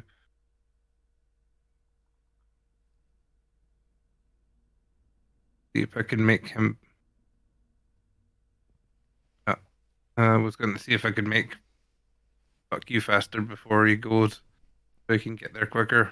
Because all he need to do was hand off the thing. But no, I'm just gonna have to punch the creature. Yeah, I just don't think that plan's gonna happen, unfortunately. No. Well, you do that, and I'll apply the damage to it. Damn, that's a lot of damage. Nice. This is all psychic this time. Because it's still in psychic mode. It takes it. You have bloodied this creature. We are going to move to Lou's turn. Lou, you are still being like telekinetically just held in place above the ground, restrained. What would you like to do? Gwen is just gone. I just Alvina and the armored worm are just like talking over a map right now, just completely disregarding you. Lou's just gonna shout, "It's okay. You guys all right over there? Yeah, we're doing fine, Lou. Get the directions sorted out. Yeah, we're doing fine, Lou. Don't worry about it." Alvin doesn't even look up from the map because she's also forgotten that he's floating in the middle of the air over there. Okay. We've come to an agreement. Also, I said I would heal Mr. Worm. Oh no, that's fine. You barely touched me. Heal potion. No, like seriously, you've barely scratched me. So you've done like I could easily have destroyed you. You guys have done a wise thing by not fighting me. I just want to try and keep my word. I just want to point out to you, adamantium armor is very, very, very easy to crack. Don't worry about it. Wearing that armor? I thought you were smart. You shouldn't even bother wearing armor. It just holds you back. This guy's much tougher. Oh. Uncle said that this would help me burrow deeper through the rocks. Yeah, I don't know about how it does digging. Maybe it offers some sort of like makes you like more streamlined. I could see that, but it's not good as actual armor. All right, well, I'm gonna go south, and I'm gonna go raise a worm army. Uncle wants to sell them off as mercenaries. And I guess if I pass my initiation and I'm able to work my way up the organization to the title of Guild Prince, I'll remember you guys. Yeah, I'm okay with that. Pull my hood up over my face. Yeah, well, you know, the Monstro Guild's always looking for powerful mercenaries to sell out to the highest bidder or contract out to the highest bidder. You guys should like contact my uncle. I'm sure he'd love to meet you guys. I'll keep it in mind. Alvina will not keep it in mind. It just comes up on like telltale sign. But yeah, nice meeting you. Safe journey. Lou, did you want to do anything before the worm's turn? Oh, don't forget to take your glowworms with you. Oh yeah. Of course, those are the ones I'm raising to be a mercenary army for hire. The one that's still alive. No, here's the thing. There might be a lot more that are just moving to this Yeah. position. Yeah, I've got a ones we couple know dozen of. throughout the grove. Yeah. A couple dozen -3. Yeah, I'll be just basically making sure he gets them all out of there. Honestly. So. All right. Well, it was a pleasure to meet you all. pleasure to meet And you. And good luck with your endeavor and becoming guild hope prince. you become prince. Oh, thank you. This whole life thing is very new to me. This whole sentience thing and having goals and ideas. Very very much enjoying it so far. Really like it. Much more satisfying when you understand why the food is screaming. Makes it very much more satisfying. Oh, I'll have to try that sometime. Yeah, screaming food. But all right, okay. I'll see you all. I'll see you all about then. I'm gonna go find Banshee's Grove. Yeah, see you in the future.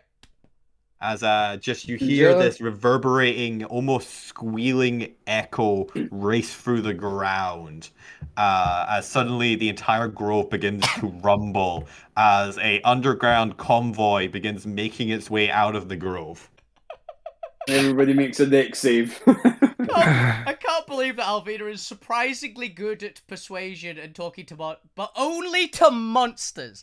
This keeps happening. We left them. Before we go to open session effectively, we return to the other map as the one bloodied worm kind of looks around, looks back at Zormir, goes to try and bite Zormir, and then suddenly almost seems to like be mind control as it like zips up and then dives back into the ground. Zormir, you do get an attack of opportunity if you would like it. Do it. We can get some more Arcanite rods. To be fair, it has 111 health left, so you get a hell of a hit to kill this thing. But you can at least attempt to if you can would make one hell of a dent in it, if nothing else, is the thing. Can I make is its head coming anywhere near me? Where I've already cut at? It's kind of like just like slipping back into the ground. So since you are next to it, its head should pass you as it's like before it like just kind of plops back into the ground. I'm gonna try and make a timed attack at. Ooh, okay. Just make steal its brain on the way out. Just try and punch in and extract the rod. I'm gonna say you only get one chance to do this, given the velocity of the thing. But all you have to do is beat its AC. You won't deal any damage, but technically you will because it'll instantly kill it. But this counts as a story event. So quick time event. Let's go. One chance. Make me your antimatter fist attack. Destiny, my last destiny. Go for it. Okay. I had 2 because I didn't take money for the merchandise. There we go. 7. I got you. As you punch in, you feel a resistance, and oh shit, it's not going to be enough until, for some reason, the voice of Alvina spurs you on in the back of your head. I'll let you decide can do it between the two of you what that encouragement is. As you push through. You call that I just remember her barbarian rage and just go, no! You borrow some of Alvina's rage as you punch through, grip the Arcanite, and just not even ripping it out. The worm, with its momentum, as it thingies down, like tots your hand tight, but you hold your grip strong as it yanks itself out from the worm's momentum. Its momentum carries it back into its hole, where it kind of just sits there now, its head level with the ground. Fatality. But you now have the Arcanite chunk. The hypnotized worm is just fucking like standing there doing nothing. Hilariously, once the convoy is gone and the worm is out of range, you can do whatever the hell you want with this hypnotized worm. Quickly, Ganya can kill it if you would like. I'm not quite sure how you subdue it. Hilariously, it goes back to being docile and almost semi-domesticated once the effects are gone. I think we'll keep this one alive. They have a live subject. Yeah. Actually, yeah. We're Experiments. But do we want to get the rod out of this one as well? Just have as much Arcanite as we can get. I think wouldn't that one just go, or is that one still there? No, that one is hypnotized. That one is unable to move. And when the convoy have left, it becomes outside the range of the command and effectively like goes into a domile state. It's literally just sitting there waiting for instructions. Is all it is. Yeah. I've People got. could do experiments on it and then take the We're keeping Arcanite this. out of its head. I've got. No. We're not doing any of that. I've got the perfect idea for this one. We're going to keep this one, and we're going to take control of it and put it back into the thing to remove the crown. What? We're going to reprogram it so it can go back into the thing, be part of the army, and remove the crown. Okay, you don't know. Sleeper agents. We've got a sleeper agent. We know where we've sent them. We know over several minutes, the rest of the party joins back up. By the way, just canonically, and this then is you guys can converse. this is a plan I'm going to be running through with the point whilst we're seeing this thing. Yeah, I don't think that's going to be doable. I think it's better to just. Well, if they got someone tracking the damn things, and we know where Oh, by the hell way, they're their leader is an idiot. Do you know where they went? Oh yeah, I sent him here. Okay, so we know where that's going to go. Where we want to go. We'll use this thing as a sleeper agent to get rid of the crown. To get rid of it. I think sleeper agent's the wrong word. Bomb might be the better word. Bomb, whatever. Because I don't think it's got the capacity to be a sleeper agent, for being perfectly honest. Oh, but can we pack it full of explosives then? My thought was literally we just Wait, are we talking about the hypnotized thing you have here, or are you talking about for another 48 seconds? Well, are we talking? Oh yeah. She whistles because DM's not whistling. She whistles, and out of nowhere, like several druids and rangers come out with ropes and pistons and are like hunkering and anchoring it, basically. hog tying this thing up. Cool. I don't think we're going to be able to use it as a sleeper agent. If we get the rod out, we can work out how the rods work, how to disrupt them. We can disrupt the rest of the worms. I was thinking, Zuma, if you really want it to be some sort of stealth thing, what you do, we figure out how it all works, then we put it back into its brain and chuck it full of as much energy that as soon as it goes back into the range of the crown, it just nukes the entire system. I'm sorry. I should probably ask because I'm still trying to get used to this. Why are we wanting to do this? I have no idea. Zome just gets ideas sometimes. And we have to listen with it. Yes, I think it's a useful source of Arcanite.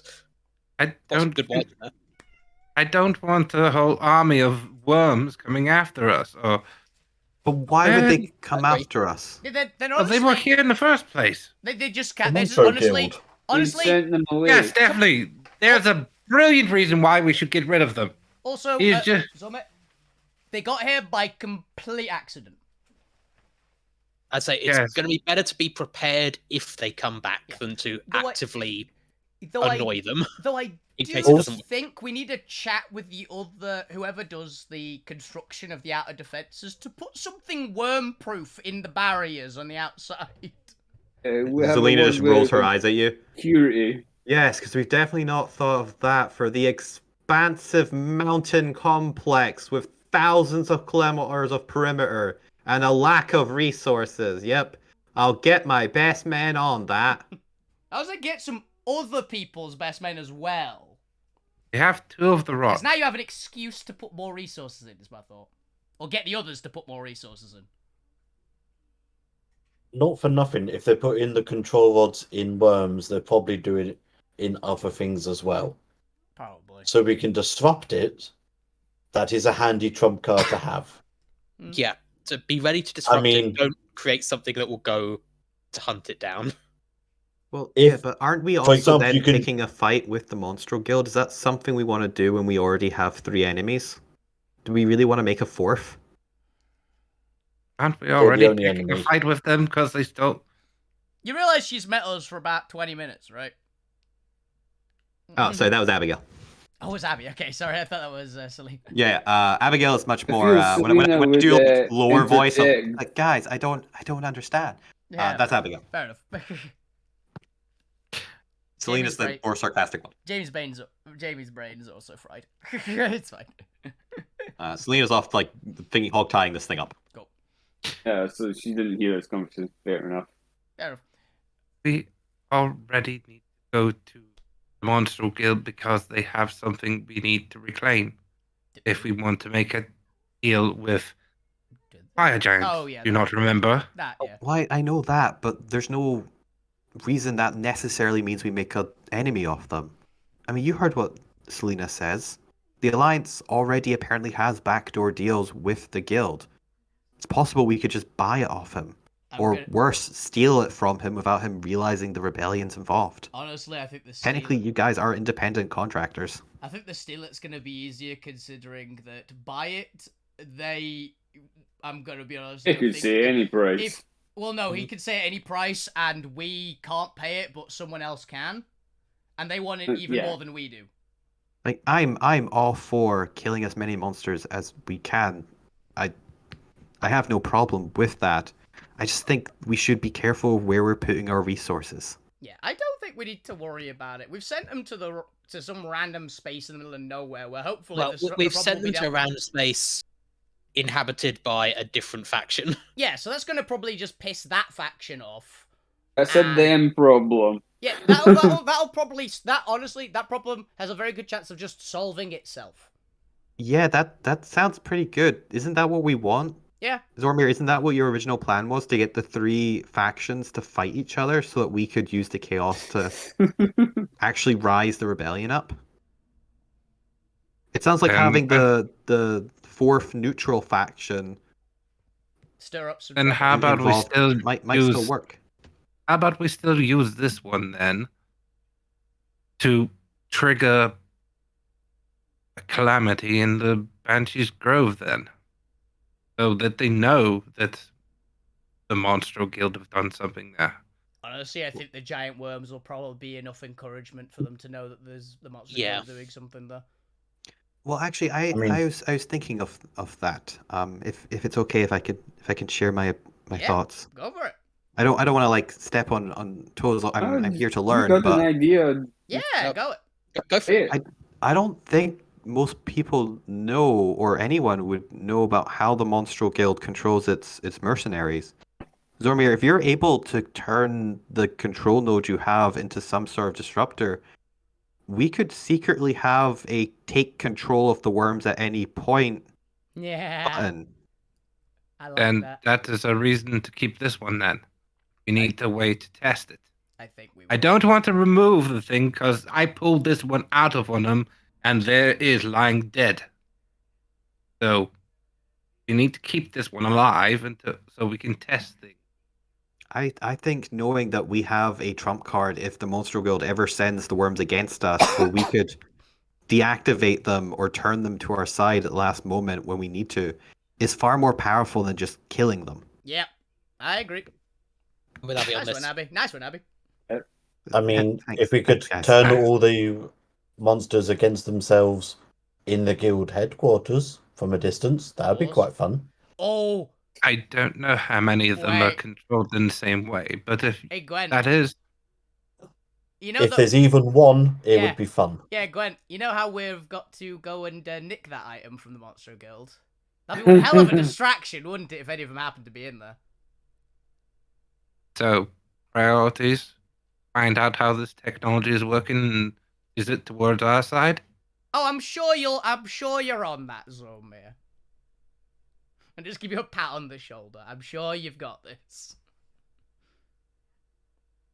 So we're not turning this bit of white arcanite into your Pokeballs now. We've got another one. Well, I mean, I've got one in that worm. I'll use this. I'll keep this one safe until we get some copper. We've got two. I have my own. Thank you very much. Yeah, we've got 2 and the one in the big ass worm. We need that one still functional. Yeah. So one broken, one working, one in a worm. Yeah, exactly. So it means we've got 3.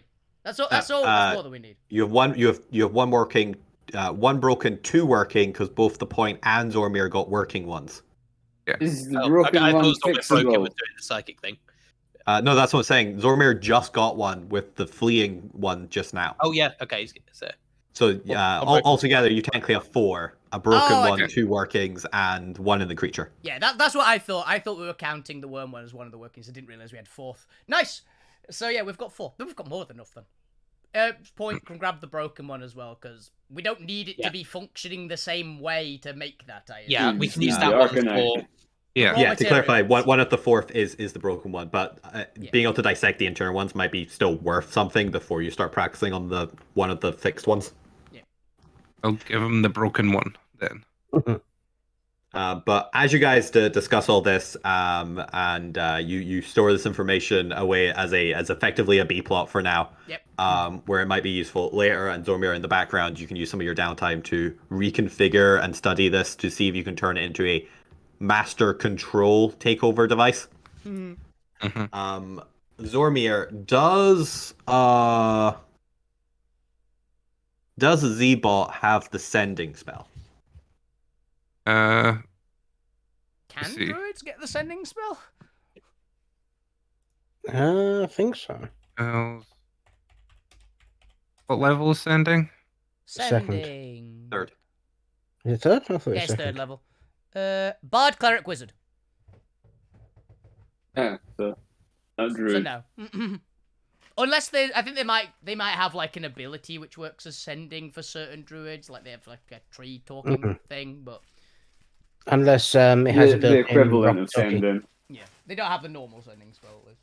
I mean, it might have a built-in sending stone that Zormir has. Oh, that's possible. Yeah. Did you plug a sending stone into it, Zormir? What level was that animal messenger one? Animal messenger, I think, is 1st. A fire ferret just turns up. Yeah, but what is my random animals? Is a 2nd level ritual spell. But druids can't have it. Okay. Yeah, one of my random animals shows up, I guess, that it's commandeered. Yeah, I've got animal messenger. To Zormir. What messenger would Z-Bot send to you if he needed to get a message to you quickly? One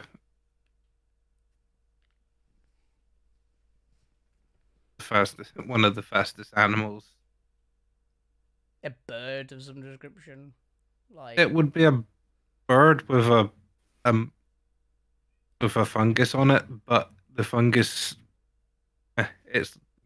the spots in that make a message. Like is this mushroom man so funny to me? Yeah, he uses with his mushrooms. Microdots. The dots spell out the message. Okay. Is there a limit to the message? Up to 25 words. Yeah, target tiny beast you can see. Jesus. It's one of my owls shows up or something. It's like I'm going to kill your robot, Zormir. Just letting you know this. Yeah, I think it can, the animal can speak the message based on the spell. I don't think, because like 25 words on a mushroom cap is going to be just ridiculous. It'd either have to be a massive mushroom, you get like or a very small, or a magnifying glass and really look at the microdots. Yeah. Oh, it says that. Oh shit. Zormir, for Z-Bots, for lack of vocabulary, if he wanted to tell you to get your ass back, how would he phrase that?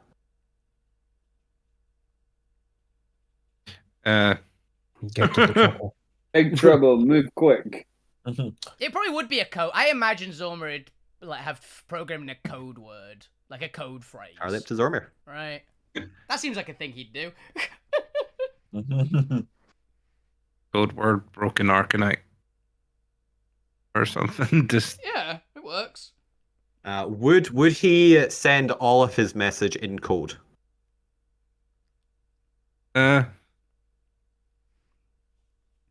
If he thought someone here, an enemy could read it, probably, yeah. Someone's gonna intercept the owl. How paranoid is Z-Bot? Paranoid is Zormir. Well, he's half of them's crazy, half of them's logical robot. So the crazy part is probably influencing it now. just wanted to know how to like sign off the message, but now I'm gonna have to write all roll of a it. dice to see how which looks funnier paranoid. to me. One second. I need to figure out how to hold this in a fun way. Half of it completely logical, straight laced. The other half, hey buddy, how you doing? Code brown, code brown, code brown. Yes.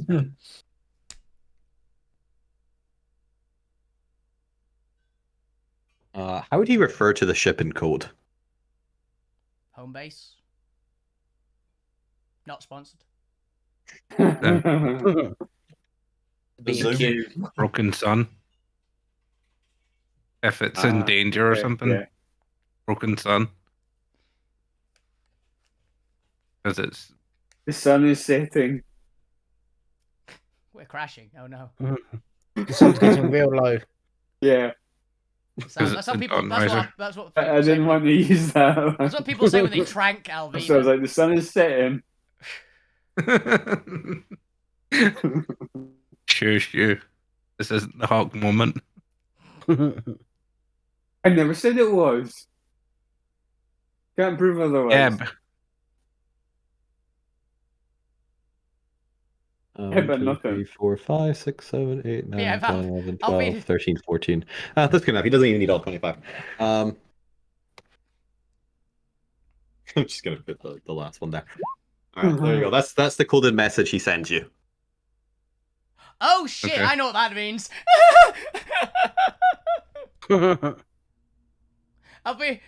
Alvina looks at it, and she's gone.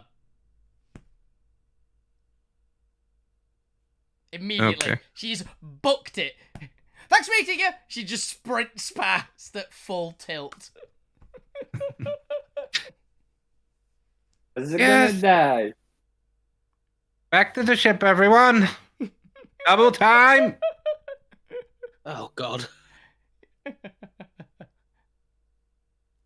I'll see you Gwen's back there. halfway there already.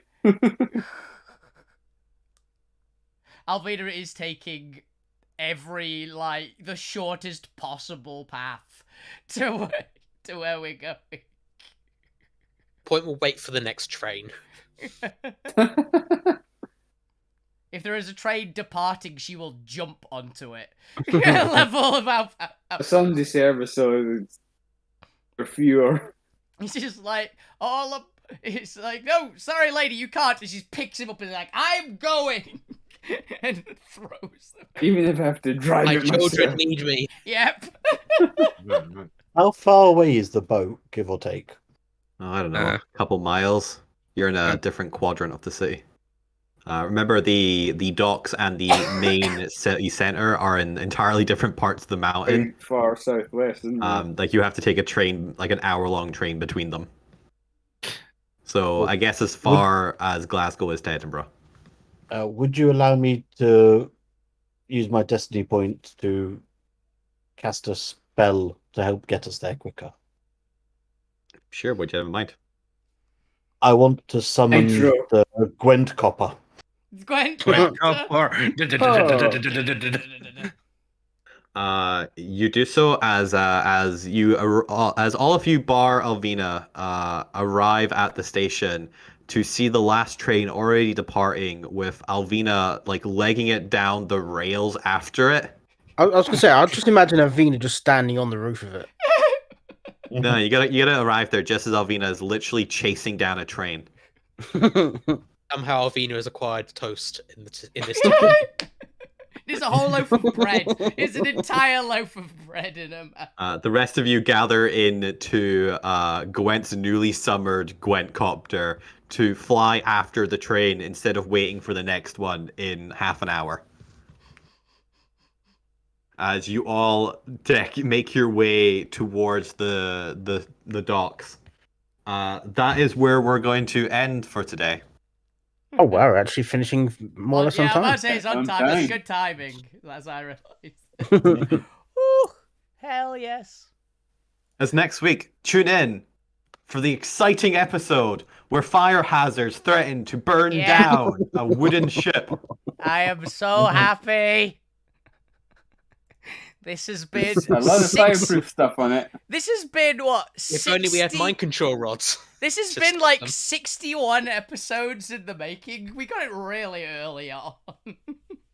Yeah. You're also going to have to remind me how many eggs you were actually hatching. All of them. I don't remember how many that was. 4? No, it was more than 4. We had 6, you ate 1. Yeah. So we've got 5 about to hatch. Okay. Jesus Christ. We've got 5 And red. the celestial egg. No, it's not the celestial egg. These are the red dragons. So we don't That know how one to as hatch well. the celestial egg yet. And Alvina sees fire hazards are breaking free on the Yeah, code. exactly. And he's That's gone. my point. So we just You gotta sent think about intelligent that purple egg as worm to well. eat the person who knows how to hatch the celestial egg. Hopefully not. Oh, but Who yeah. knows? You tune in and find out It's a all of this pessimistic and way of more. looking at it. So that's today's session. That has been that's been Pests in the Garden. Tune in for next week for something relating to fire dragons. I don't know. Apparently we're doing a Pokemon rearing episode next week. I'll think of a good fire pun eventually. I guess since you are also returning to the docks, that's technically a good time to not so much do downtime, but start the process of you'll be handling and dealing with fire dragon shenanigans. But also you can start looking at the ship list, the building list we have, and send me any ideas for any common upgrades you think would be reasonably available that I don't already have on the Excel sheet. And I'll see. I have put several of them there that I've come up with, but I don't know. It's just easier to ask you, and you can like requisition, ask the dock workers, hey, would this be possible? And they can make you a price for it. Fuck, he wants a flamethrower. For ship upgrades, not for... Oh, yeah. I have Alvina. Well, technically you have weapon slots. Yeah, we need some weapons too. Honestly, this is the thought that I have. I think we should get a front-bearing ram and a booster. That's what I think of. I was going to suggest a figurehead, but then the figurehead can breathe fire. Which, to be That's fair, what I thought Wolfie was meaning. yeah, it's been a couple sessions already. It's been like, what, 6 sessions during Art of Rebellion in this one? So I guess the question is what actually do you guys, what are your plans next? Did you have anything you wanted to immediately do or investigate now that you've talked with the Rebellion? Because other than this one, the Rebellion didn't have anything for you immediately. We wanted to identify. We wanted to check a bunch of things. We wanted to go and check. We wanted to check out the remaining districts in this area, and Alvina was hilariously going to ask the druids for some like more information on the element stuff, but she's gone. All her brain has gone into dragons now. So I mean, the only other thing that I can think of is going to the dungeon. that's the other thing. We wanted to go at least check out. While we're in town, I'd like to go and chat with the golem makers about improving the Phoenix or improving Point Bot. These are the people to talk to about making Point Bot awesome. So. For the I think it's the Feather people. I can't remember what name we gave them. They are in the research district, which you don't have access to. They're not actually in town. You can set up a meeting for them to come to you, which I think you did already do. So we'll do that. I think they wanted to talk to us as well, actually. Yeah, I'm going to have them come to the city center, talk to you rather than you go to their base. Yeah. Also looking at how to get research district entry. We've also got the other stuff at the stadium as well. Yep. Oh, yeah, that's true. Which is tomorrow, which is hilarious. Yeah. Which also Alvina wants big event. Okay, I think that gets me enough. Okay, so that we'll do effectively like little vignettes and then the remaining Colosseum stuff. And then after all of that, maybe downtime, but it'll depend if you want to go into the dungeon straight away because that's a whole arc in of itself. Yeah, Alvina will be at least wanting to spend a bit of time actually rearing the dragons and finishing learning Draconic because she's a little bit into it now. Yeah, so depending on, we'll probably do vignettes and the Colosseum stuff, and then maybe I'll give you like after all that, we'll call it like a week's downtime. Yeah. But that'll be a couple sessions away once you've done all the Colosseum stuff before you go into the dungeon. Yeah. Couple sessions is what we've got before we're away again. Yeah, but say we're away again in a few weeks, so... Let's hope we can keep it to within those couple of sessions. We won't. I mean, we barely kept the one shot know? in the one session. It's fair. Other than the Battle of the Bands, which is a full like skill challenge combat, the actual band performance is a skill challenge. So those don't tend to be as long because they're more thematic than they are strategic. Is the athletics contest a skill thing as well? Oh yeah, that's also a skill challenge. That has to be a skill challenge. Yeah. So you'll probably be either like demonstrating or just trying to like roll 3 high skill checks to make it up. So I don't think I think I've explained to you how skill challenges do in the past, but I'll remind you later when it comes relevant. It's mostly just a series of skill checks with lots of flavor and thematics kind of descriptions in between it. But that gets me enough to know what to prep for the next couple sessions. Cool. That's all for me. Then yes, thank you all for playing. Thank you all for watching. This has been the Shattered Altsphere. You're gonna meet Mr. Worm, the newest initiative trying to get into the Monstro Guild of the Mr. Monsters. If anyone is seeing a theme, is nice enough. Yeah. I was ready for Mr. Kraken to not be a Kraken, but I think he's a Kraken. Mr. Kraken is definitely just a Kraken. Well, here's the bit. Yeah. Uncle Kraken. They're the Monstro Guild. They're all made of monstrosities. Yeah, he's about the right... I was assuming he was actual Kraken, because Kraken's about the right kind of power level that I'd expect to be in charge of something like that, so... I mean, Mr. Worm did say something very interesting that I want to talk to the party later about as well. That he's scared of the dragon. Yeah, that he's paying the dragon. What if we interrupt that? Yeah. That's another Plots thought that I had as well. Some plots to do. I didn't want to go and beat the dragon, so... Thank you all, and good night. See ya! Bye! Bye. Alman? Thank you so much, Chris, for having the dragons be hatching now, because that is... I was just like, okay, I've got stuff planned. I've got to try and do this thing. Got to try and do this thing. Dragons. Everything is gone. Clear the schedule. Hell yeah, I'm looking forward to this. I'm looking forward to failing miserably on every check to do with them. Imprint on one of the rest of us instead. Somehow. But yeah, that's all we got time for today. I'll be back on Monday playing something. I don't know what. My brain is fried. So, have a fantastic evening. Every single one of you. Keep playing video games. Keep it awesome. You guys are the best on Twitch.